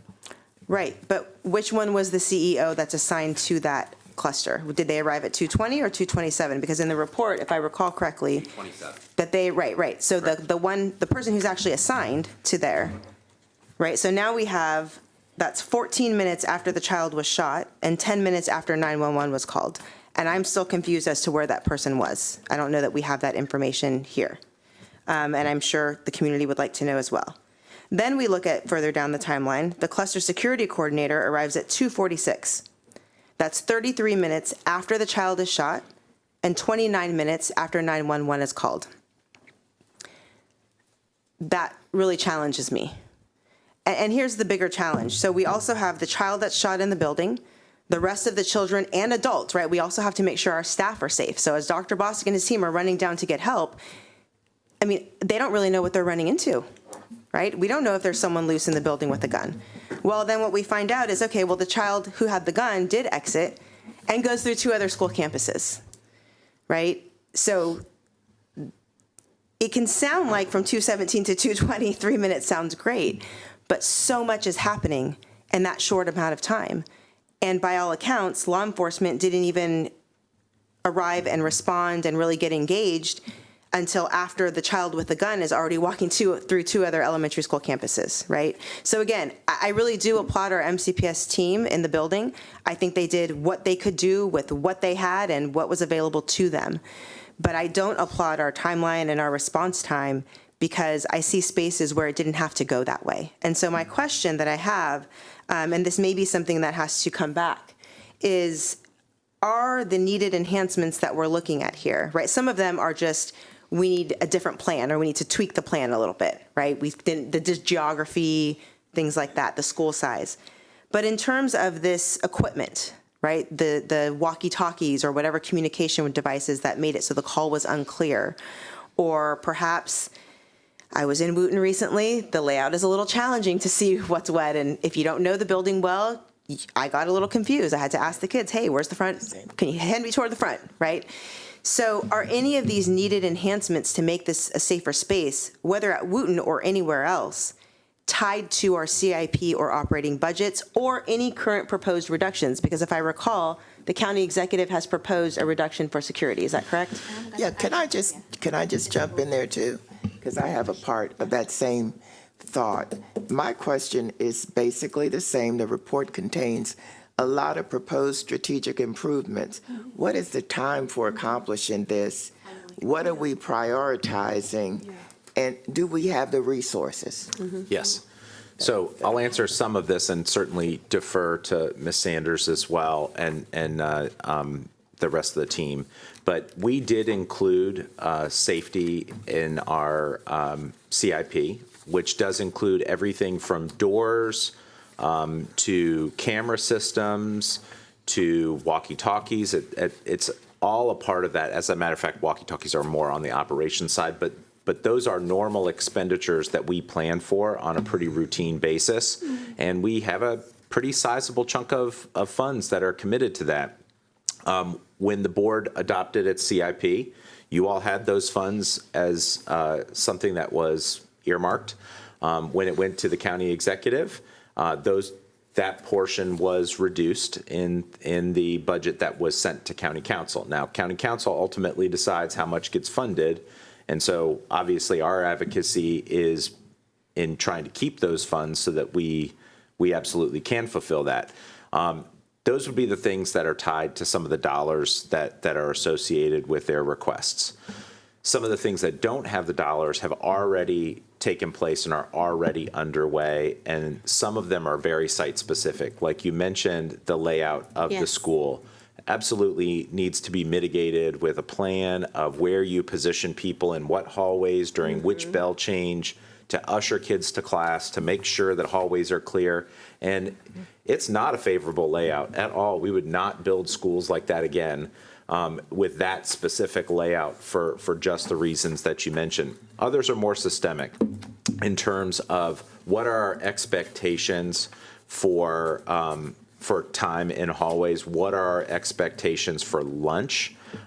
Families may have seen a survey that recently went to them that even asked them about secondary. We even are asked our students the same question about secondary off-campus lunch where that's available. So get your surveys in, please. That definitely presents some security vulnerabilities for us. And so we definitely are trying to capture some perspectives on that because this may inform changes that we have to make to improve safety. And it's unfortunate that this was a catalyst for a lot of that, but necessary that we move swiftly. And if there's other timelines, it might be helpful to share some of those timelines. And I just want to be clear, I did see the implementation of some of those changes in the halls when I was at Wooten. Like, I saw it happening. So again, shout out to Dr. Bostic and his team. But I guess the kind of more like the hardware items and things like that, I just want to be clear. So in the current proposal from the county executive, Elrich, he has proposed to reduce the allotment that we have requested towards security, which would cover some of these more non-MCPS controlled The dollar figure plans. that equates to that, yes. Okay, thank you. So what do we prioritize? And that will come back to you to reevaluate what that looks like and how you prioritize as a consequence. No, I understand depending on that, what gets but funded. I mean, some things would probably be at a higher priority than others. Absolutely. You all are thinking about that. Okay, Yes. so we could talk about that later. Thank you. Ms. Zimmerman. Thank you. And I just want to thank the team. I know it's a team with ongoing efforts at Wooten and supporting staff and students in the difficulties after this event. I think it goes without saying that this is my absolute nightmare as someone that kept lollipops in their classroom for kids to help keep them quiet. If it wasn't a drill, it was a real event. This is really very real to me, and I know to everyone else in this room. And I have similar questions as my colleagues about what we're doing for, I see what we're doing for Wooten, but what we're doing for other schools that have some of those similar physical structural challenges in order to keep those schools safe and secure. So I'm excited to hear what other things we're implementing at those other facilities as well. I just wanted real quick to, in addition to answering your question, Board Member Montoya asked a great question about the cluster security coordinator, and I just wanted to provide some context that, I'm sorry? Yeah. So, Dr. Taylor has through the regional model, right, there's a geographical organization that's been missing from Montgomery County Public Schools for a number of years. And I'm going to give you an example. So the cluster security coordinator and that cross-functional team that works at Wooten also supports Blake.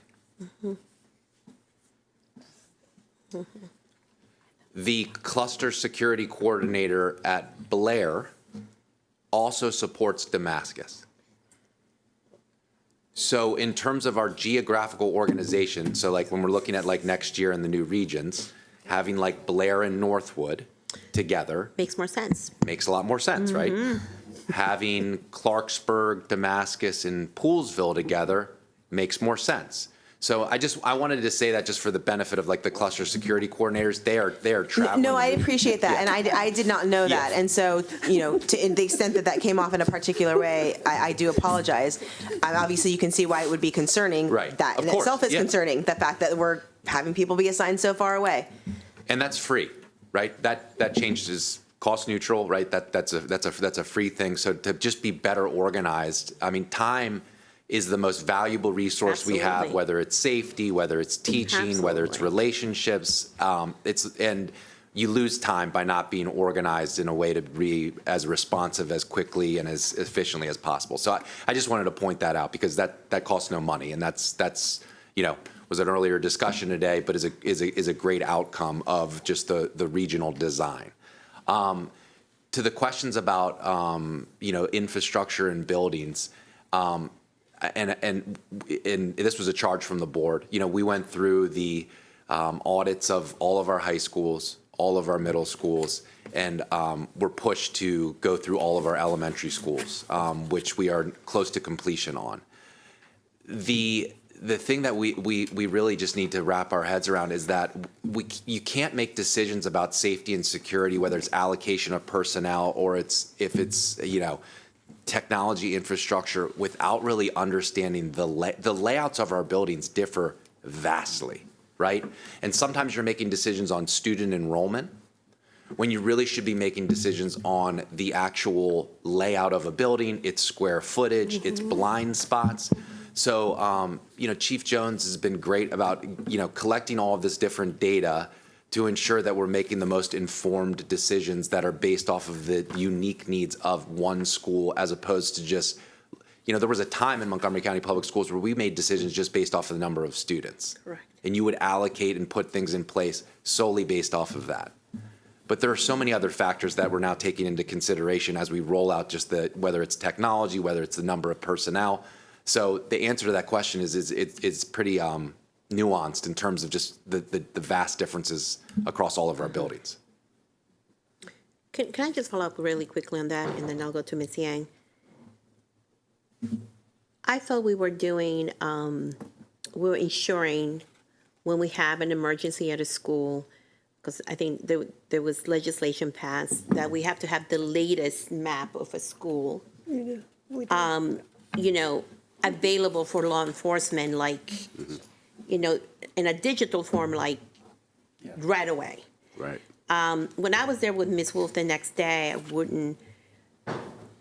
that school is very challenging. It has a lot of blind spots. I mean, it was really not very safe. I mean, you could see where all these blind spots were, and it's because they kept getting additions here and there, really without any thought into the safety. Right. You've been in law enforcement for a long time, so I'm just trying to understand where we are with that, not just for Wootton, but for the other 211 schools. So to inform the board, which you all have seen the digital mapping grant that was approved, that came through the state. We are on the verge of, and it should be coming to you next month for the selection of the vendor who will be completing our digital mapping for all of our schools. And that will be done, and we expect that to be done relatively quickly based upon some work that we've already done. So we expect to have digital maps for our schools by the 1st of June, somewhere in that area for all of our schools, that not only will we have accessibility from a digital mapping standpoint, it will also highlight our assets. For example, our AEDs, our Stop the Bleed kits, our fire annunciators and fire alarms, all of those types of things, as well as our water and gas cutoffs for our emergency first responders coming to our buildings, and being able to allow them to have accessibility to those maps so that they know exactly what areas when they're doing their operations. And that's going to be something we'll be sharing with them. So we were already in the midst of doing that. Unfortunately, it wouldn't happen. And we were really kind of dealing with antiquated mapping, you might say, right? We're still working off of those paper maps, but this is where that moves us to the next phase, and we'll be getting there soon. Okay. Thank you so much for that update. Ms. Yang? Yes, so first of all, it was a very scary day for the community. And the teachers, the law enforcement, the staff are the heroes of the day. And the students and the family were brave and really had to navigate a very difficult situation. And I appreciate this report. This is very thorough and very well done. So I want to thank you for that. Now, after I feel safety and security is the precondition to learning and teaching. We must have it first. And I feel this urgency, and I know you do too. So a few things that really come to my mind. One is, we don't rise to the level of our plan. We fell to the level of our training. That's the saying.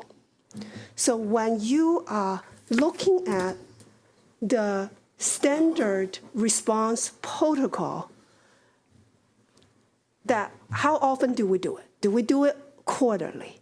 And when we do it, do we evaluate it so that it's really practiced well according to the standard?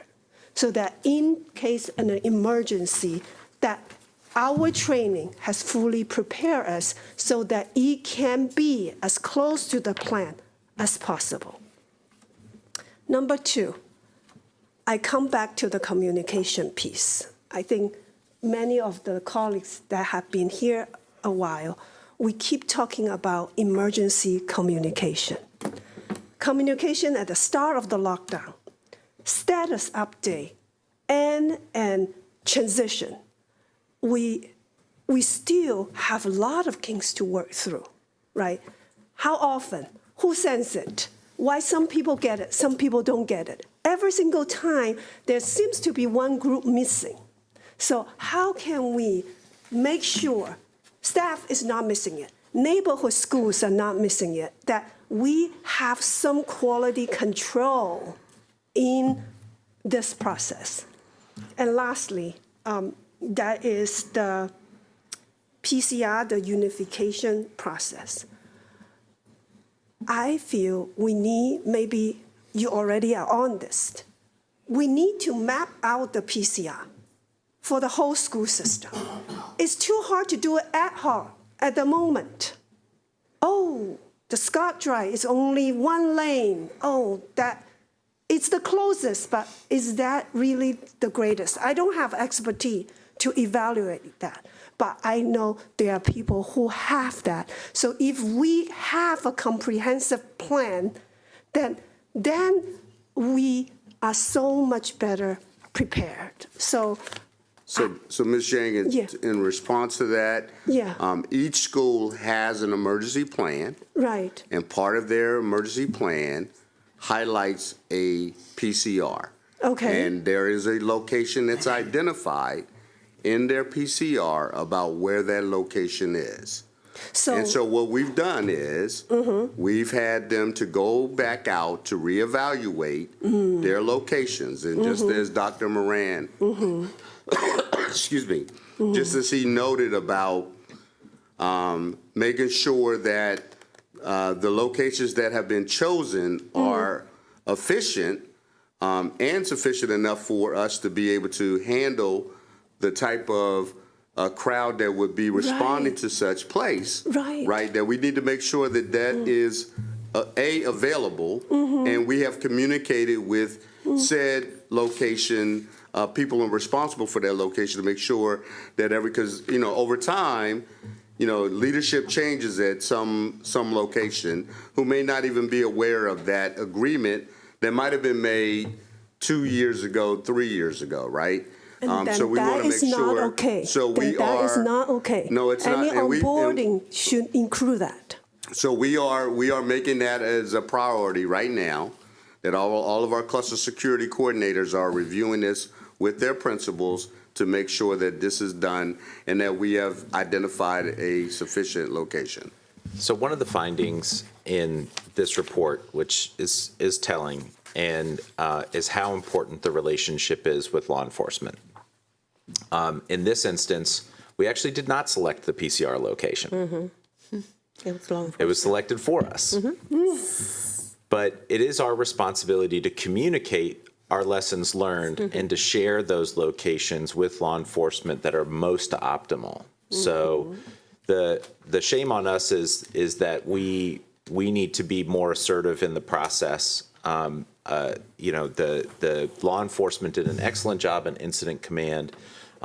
Definitely did what they were supposed to do. They were very collaborative, very supportive. And so it's our responsibility to share these school safety plans and share this information and to communicate the rationale as to why here, not there, and why there, not here, and so forth and so on when we have an event similar to this. So that's a key finding and an important lesson learned. And candidly, it's something that could have sped up what is undoubtedly going to be a slow process no matter what, because anytime you're checking out kids one at a time, you're going to have a slow process. Yeah. And it should be slow because it needs to be deliberative and it needs to be intentional and you need to verify information and whatnot. But it is one of those things that could have made the logistics and speed move a little bit faster. So it's a great thing to highlight. I understand, right? In a situation, you made the best decision you can, right? That's the ad hoc approach. But I am glad to hear, Chief, that we are going back out to evaluate these locations, really look at the traffic planning, food and water access, even the Wi-Fi or mobile, cell tower, all these things so that we can be as prepared as possible. I know that no plan can be executed perfectly, but we want to get as close to that as possible. Thank you. Ms. Sylvester. Yeah, thank you. Echoing my colleagues' comments, this is the nightmare scenario nobody wants to have. And again, I have my utmost respect for our principals who have the responsibility of thousands of children and staff in their buildings every single day. So my questions are about prevention. We never want this to happen again. So I have a couple questions. The first is these plans that are in effect at every school. When do they get reviewed, practiced? Who checks to make sure that all the I's are dotted and T's are crossed? When does that happen? So that happens in the summer, that we work with all of the principals to go over their safety emergency plans, to review them prior to the start of school. And drills are included in those plans. Drills, and this kind of ties into Ms. Yang's question about drills. Drills are done on a quarterly basis and are required. Some drills are required more than others, such as fire drills by the state. Again, those plans are reviewed with the staff. Those come to my office, and my staff, we review them to make sure that the plans are done properly and all aspects of the plan are included and reviewed in a way that we know that we think that they are most efficient. And does the police department also have a role? They don't have a role in our planning, but we do, if there's something that we think it ties into some coordinated efforts, because holistically, there are things that we do with the police department as far as training and understanding, like under the ICS system of how we work in those arenas. Those are the types of things that we will work with the police department on. I understand there was some trouble with walkie-talkies.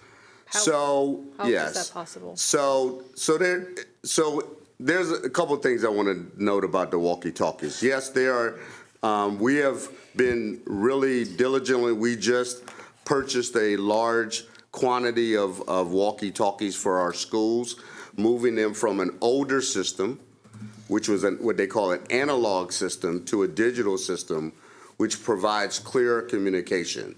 It's kind of moving us out of the 80s moving us down into the 21st century where we should have been a long time ago.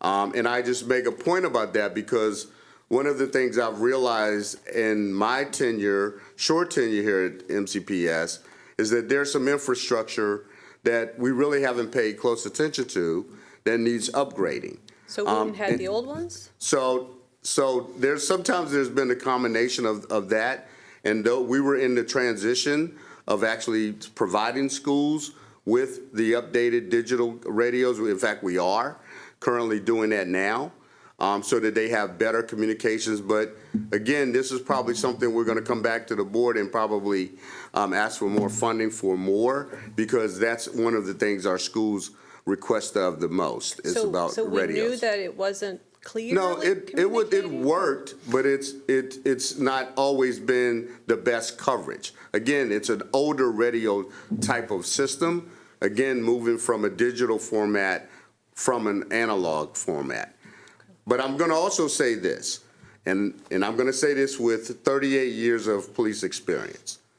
Whenever you have an event that causes anxiety, causes excitement, sometimes an individual who has a radio or a phone will pick it up and communicate, but it's really kind of, you don't quite understand what was said because of the excitement of how it was said in such a fast way. So I can tell you, I've been in my police car and I've heard an emergency call go out of an officer that's in trouble, and we have they had very good radio systems, but I can tell you, based upon just the excitement of that officer's voice and what's happening, that sometimes we didn't understand what was actually said. So it's not that it was the radio that was the problem, it was a communication problem at that very moment. Now, I'm not definitively saying it in this particular case, but I don't think it's something that we could totally wipe out. Okay. But I will say that yes, we have identified that we've had issues with some of our radios and dead spots in some of the schools, and my staff has been working to try with our vendor to try to resolve those issues in our schools. My last question is about the pilot for the weapons detector. Could you give us an update on where we are with that? Yes. Ironically, just this past week, we worked extensively with Volt AI, and we discovered that we were having some technical issues with the setup of the system, and our IT department worked diligently with them to iron those out. So we believe we've come to a good place that we've been able to work through the kinks of that particular system.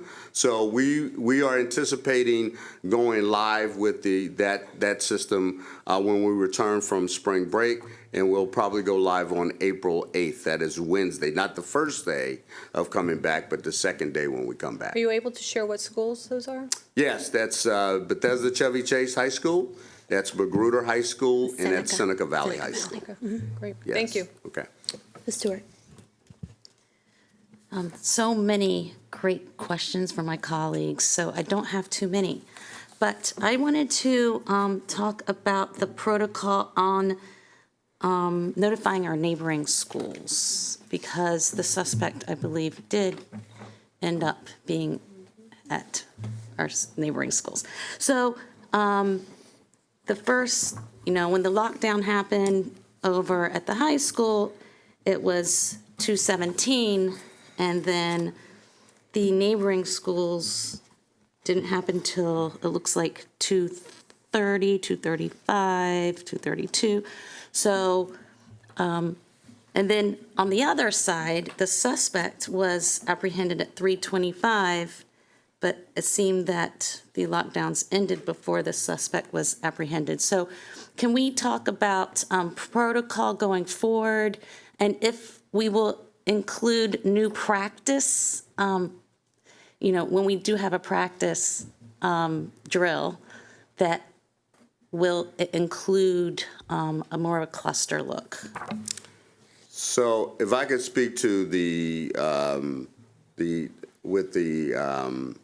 your first question, Yes. as it pertains to the lockdown notification and the timeline. So I think what's important for everyone to understand is what information do we have at what moment? So right, we have information that we have a student shot, a student injured.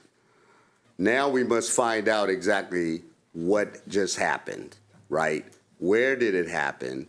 And it requires time for our security assistants, based upon the information that's being shared amongst the security team, in order to determine, right, who was involved and where is that person that is, or persons that were involved.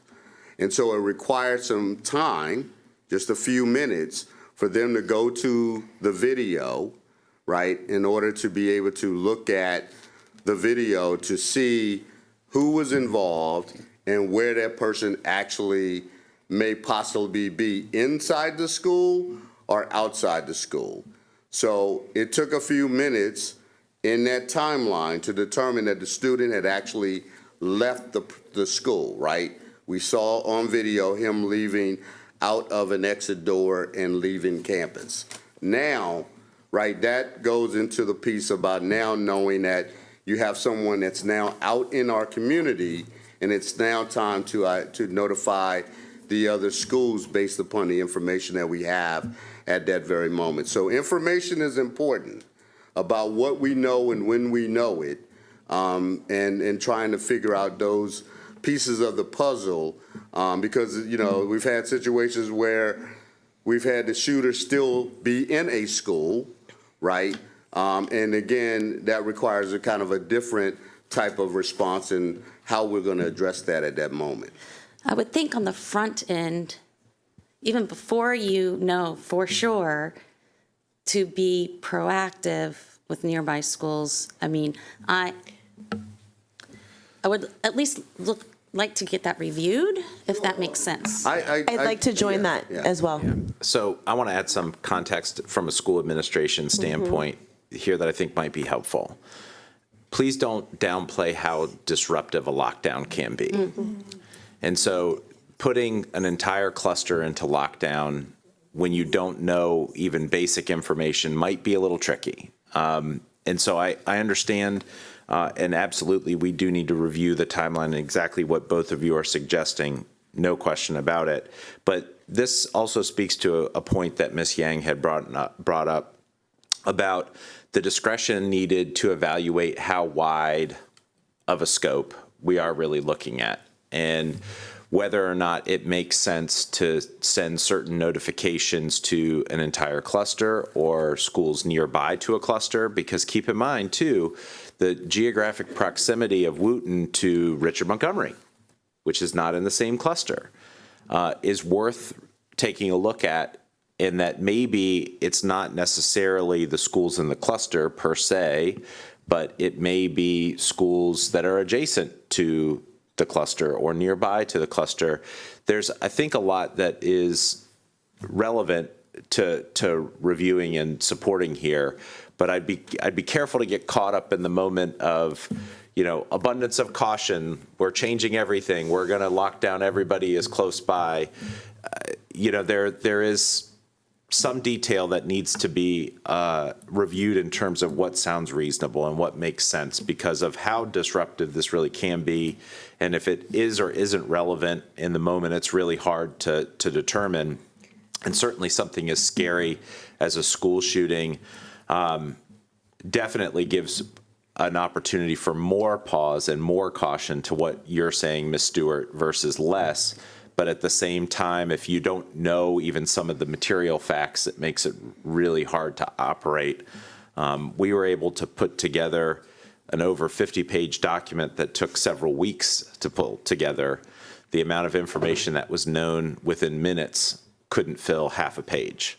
So there is a lot to that. But your point is well received, because I think that there's, if anything, I'd suggest you broaden your scope to think about not just the feeder pattern cluster, but other aspects.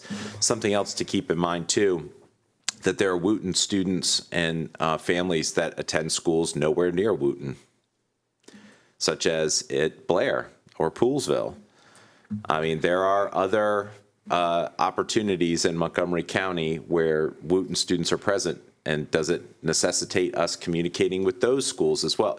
And to what extent? And then, of course, what's the manpower required to do all of that communication, that emergency communication simultaneously? I it's do a lot just to think it. it's worth reviewing. I'm not being prescriptive, but that's something I would like to see, what does make sense. And so that's that question. One more. We talk a lot about the trusted adult, right? I believe that is so important. I know my kid, he had a trusted adult that he would go to the D&D club, right? And he would have conversation with the trusted adult. And it made me feel good. I'm like, oh, good, there's another adult my kid can talk to. And we always say every child should have a trusted adult in the building. So how do we know that's happening? To me, the only way we know is if we ask every child. So can you share with me how that work is being done? Yeah, I'll be happy to. And I think it kind of all stems from having a philosophy that it is the responsibility of the adults in the buildings to build relationships with students and children, not vice versa, right? And so I'm going to use your home school as an example, okay? So Albert Einstein High School, they have had a decrease in chronic absenteeism of 11% this school year, right? Unbelievable. What was the secret to the success that, from talking with Mr. Brown, is they actually have like a structure of Laura Stewart, who's the trusted adult, and actually having it be prescriptive and actually having like a monitoring list to ensure that people actually do have one in the building, right? Because we've gone through the surveys, which is great, to ask students, and you get a return sometimes where 60% say they have a trusted adult. Well, let's go a little bit deeper. Who are those 60% of those kids, and who is the trusted adult? So, I mean, back to what it is actually being prescriptive. It is actually having like a list of students with their data, who their trusted adult is. And then when there isn't one, finding them one, right? Because every kid needs one in a school, and that really also should be the responsibility of every staff member in a school. So if you should not just be looking solely at, one group of staff. It's a wonderful opportunity for every staff member in the building to be the go-to person for a child. Thank you. That is so important. And I think we need to take this lesson that you just said right there, right? 11% decrease in absenteeism. We can multiply that across our system. So thank you so much. And I just wanted to say +1 for Einstein doing that. And that D&D club might have been at Einstein. So thank you. Thank you to my colleagues. I do have a couple of just quick questions. When was the student transported to the hospital? I don't see that in the timeline.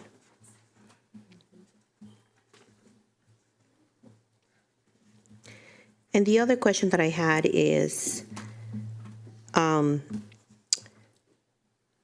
when did law enforcement learn of the identity of the shooter? Between the time of the incident? Because according to the timeline, law enforcement arrived at 2:20 at the school. But then I'm trying to understand, with the cluster security naming the possible suspect, there is a lag time of 26 minutes. But because as far as I know, the student was coherent and was able to speak with security. So we may have to get back to you on the law enforcement question. The after-action report that we've detailed really does narrowly focus on MCPS actions and doesn't speak to the law enforcement investigation at all. It is ongoing and certainly something that I'm sure that they'll want to talk about publicly as well. But I think that you can make some reasonable assumptions based on the timeline that it was not a long period of time before they had an identified, at least a singular identified suspect before proceeding with the rest of their investigation while we were still in lockdown. But in terms of the ambulance and the transport, I'll defer to the experts here. It was 2:33. 2:33. 2:33, and actually the parent was actually contacted also by the school and was on site when the ambulance arrived, so that they could accompany their So child. within 20 minutes. Okay. Sorry, so the 2:33 was when the child was transported to the hospital? That's correct. Not learning the identity of the shooter?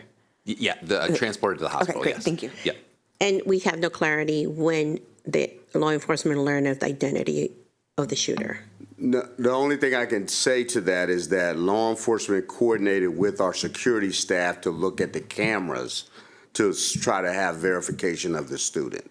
All right. So to see the student also leaving the building, all of that was done in conjunction with law enforcement. Okay, because Right. to the question of the other lockdowns, I guess my issue is you have a law enforcement that arrives at 2:20. The victim is coherent, so I'm sure the victim told security who shot him because he knew Well, yeah, but still to say it, I understand that, but it still has to be verified, right? And there's still information that Got they're it. still seeking. Right? Got it.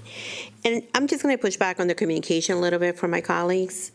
There were 11 community messages that went out in a period of 2.5 hours.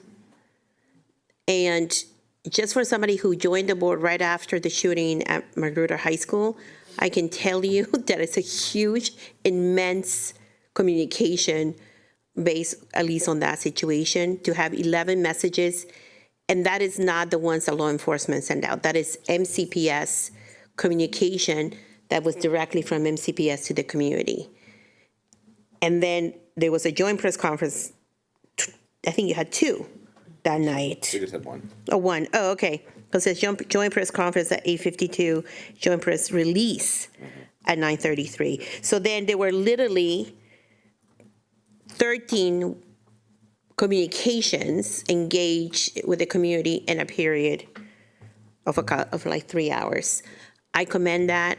I think you guys did a great job with the communication. And there was more communication the next day. And you guys, I saw you guys were working around the clock, making sure parents were up to date. My only other concern is, I know we check with every child about mental health. I would like to know if we check with every adult about mental health, because sometimes, at least from what Miss Wolf and I saw that day with the teachers, they were very shaken up, and there was a lot of anxiety, and so I just want to make sure. Every student and every staff member. Oh, okay, I'm sorry, I missed the staff member. I know you said every And that student, includes but our administrators as well. I know Yes. oftentimes they're the ones leading the charge, but then we want to make sure they're taken care of as well. And again, kudos to our principal, because I know he did not go home to past midnight that night, and he was back the next day by like 5:30, 6 a.m. So amazing staff that we have at Wooten, and we felt the love and the care.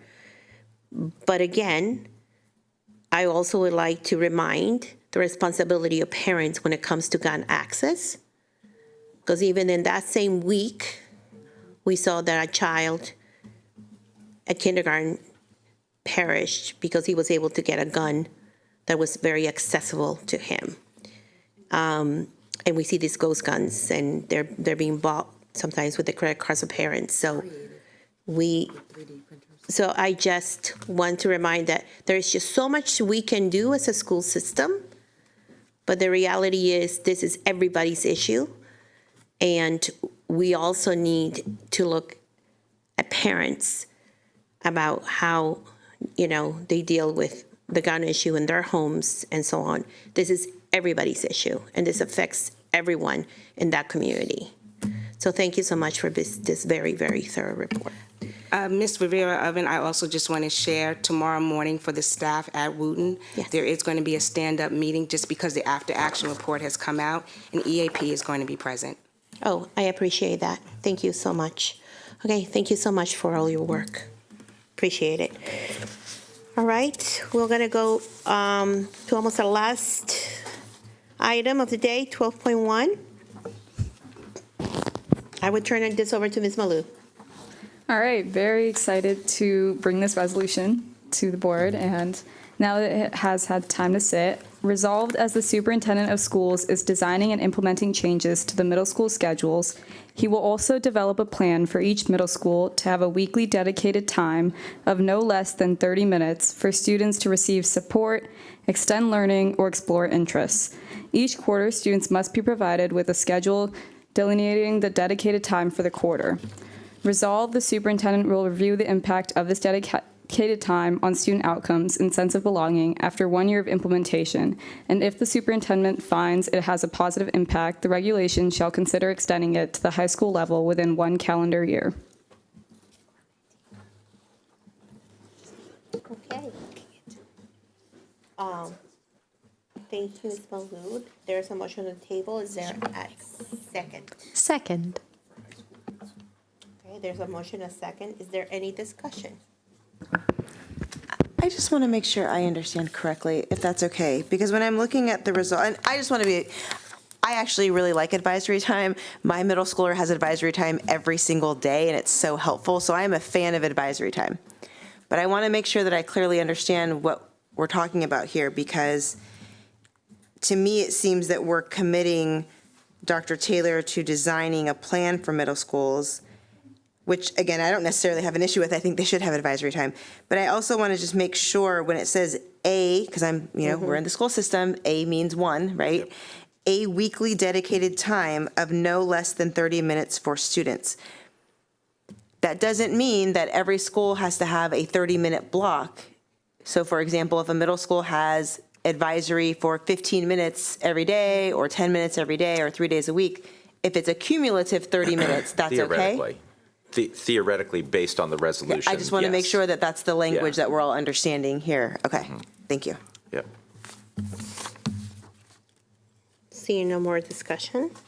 There's a motion and a second. So, all those in favor? Ms. Rivera-Oven, could we just confirm who the second was? We just didn't capture that. That was Thank Ms. you. Zimmerman.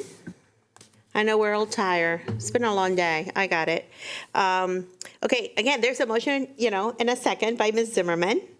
If there's no further discussion of all those in favor, please raise your hand. And that is unanimous. Yay. Are there any additional new business items for the board to consider this evening? Okay, I will. Who's doing the adjournment? Motion to adjourn? There you go. Second. All those in favor? Thank you all. Appreciate it. Have a good night. I think I was supposed to.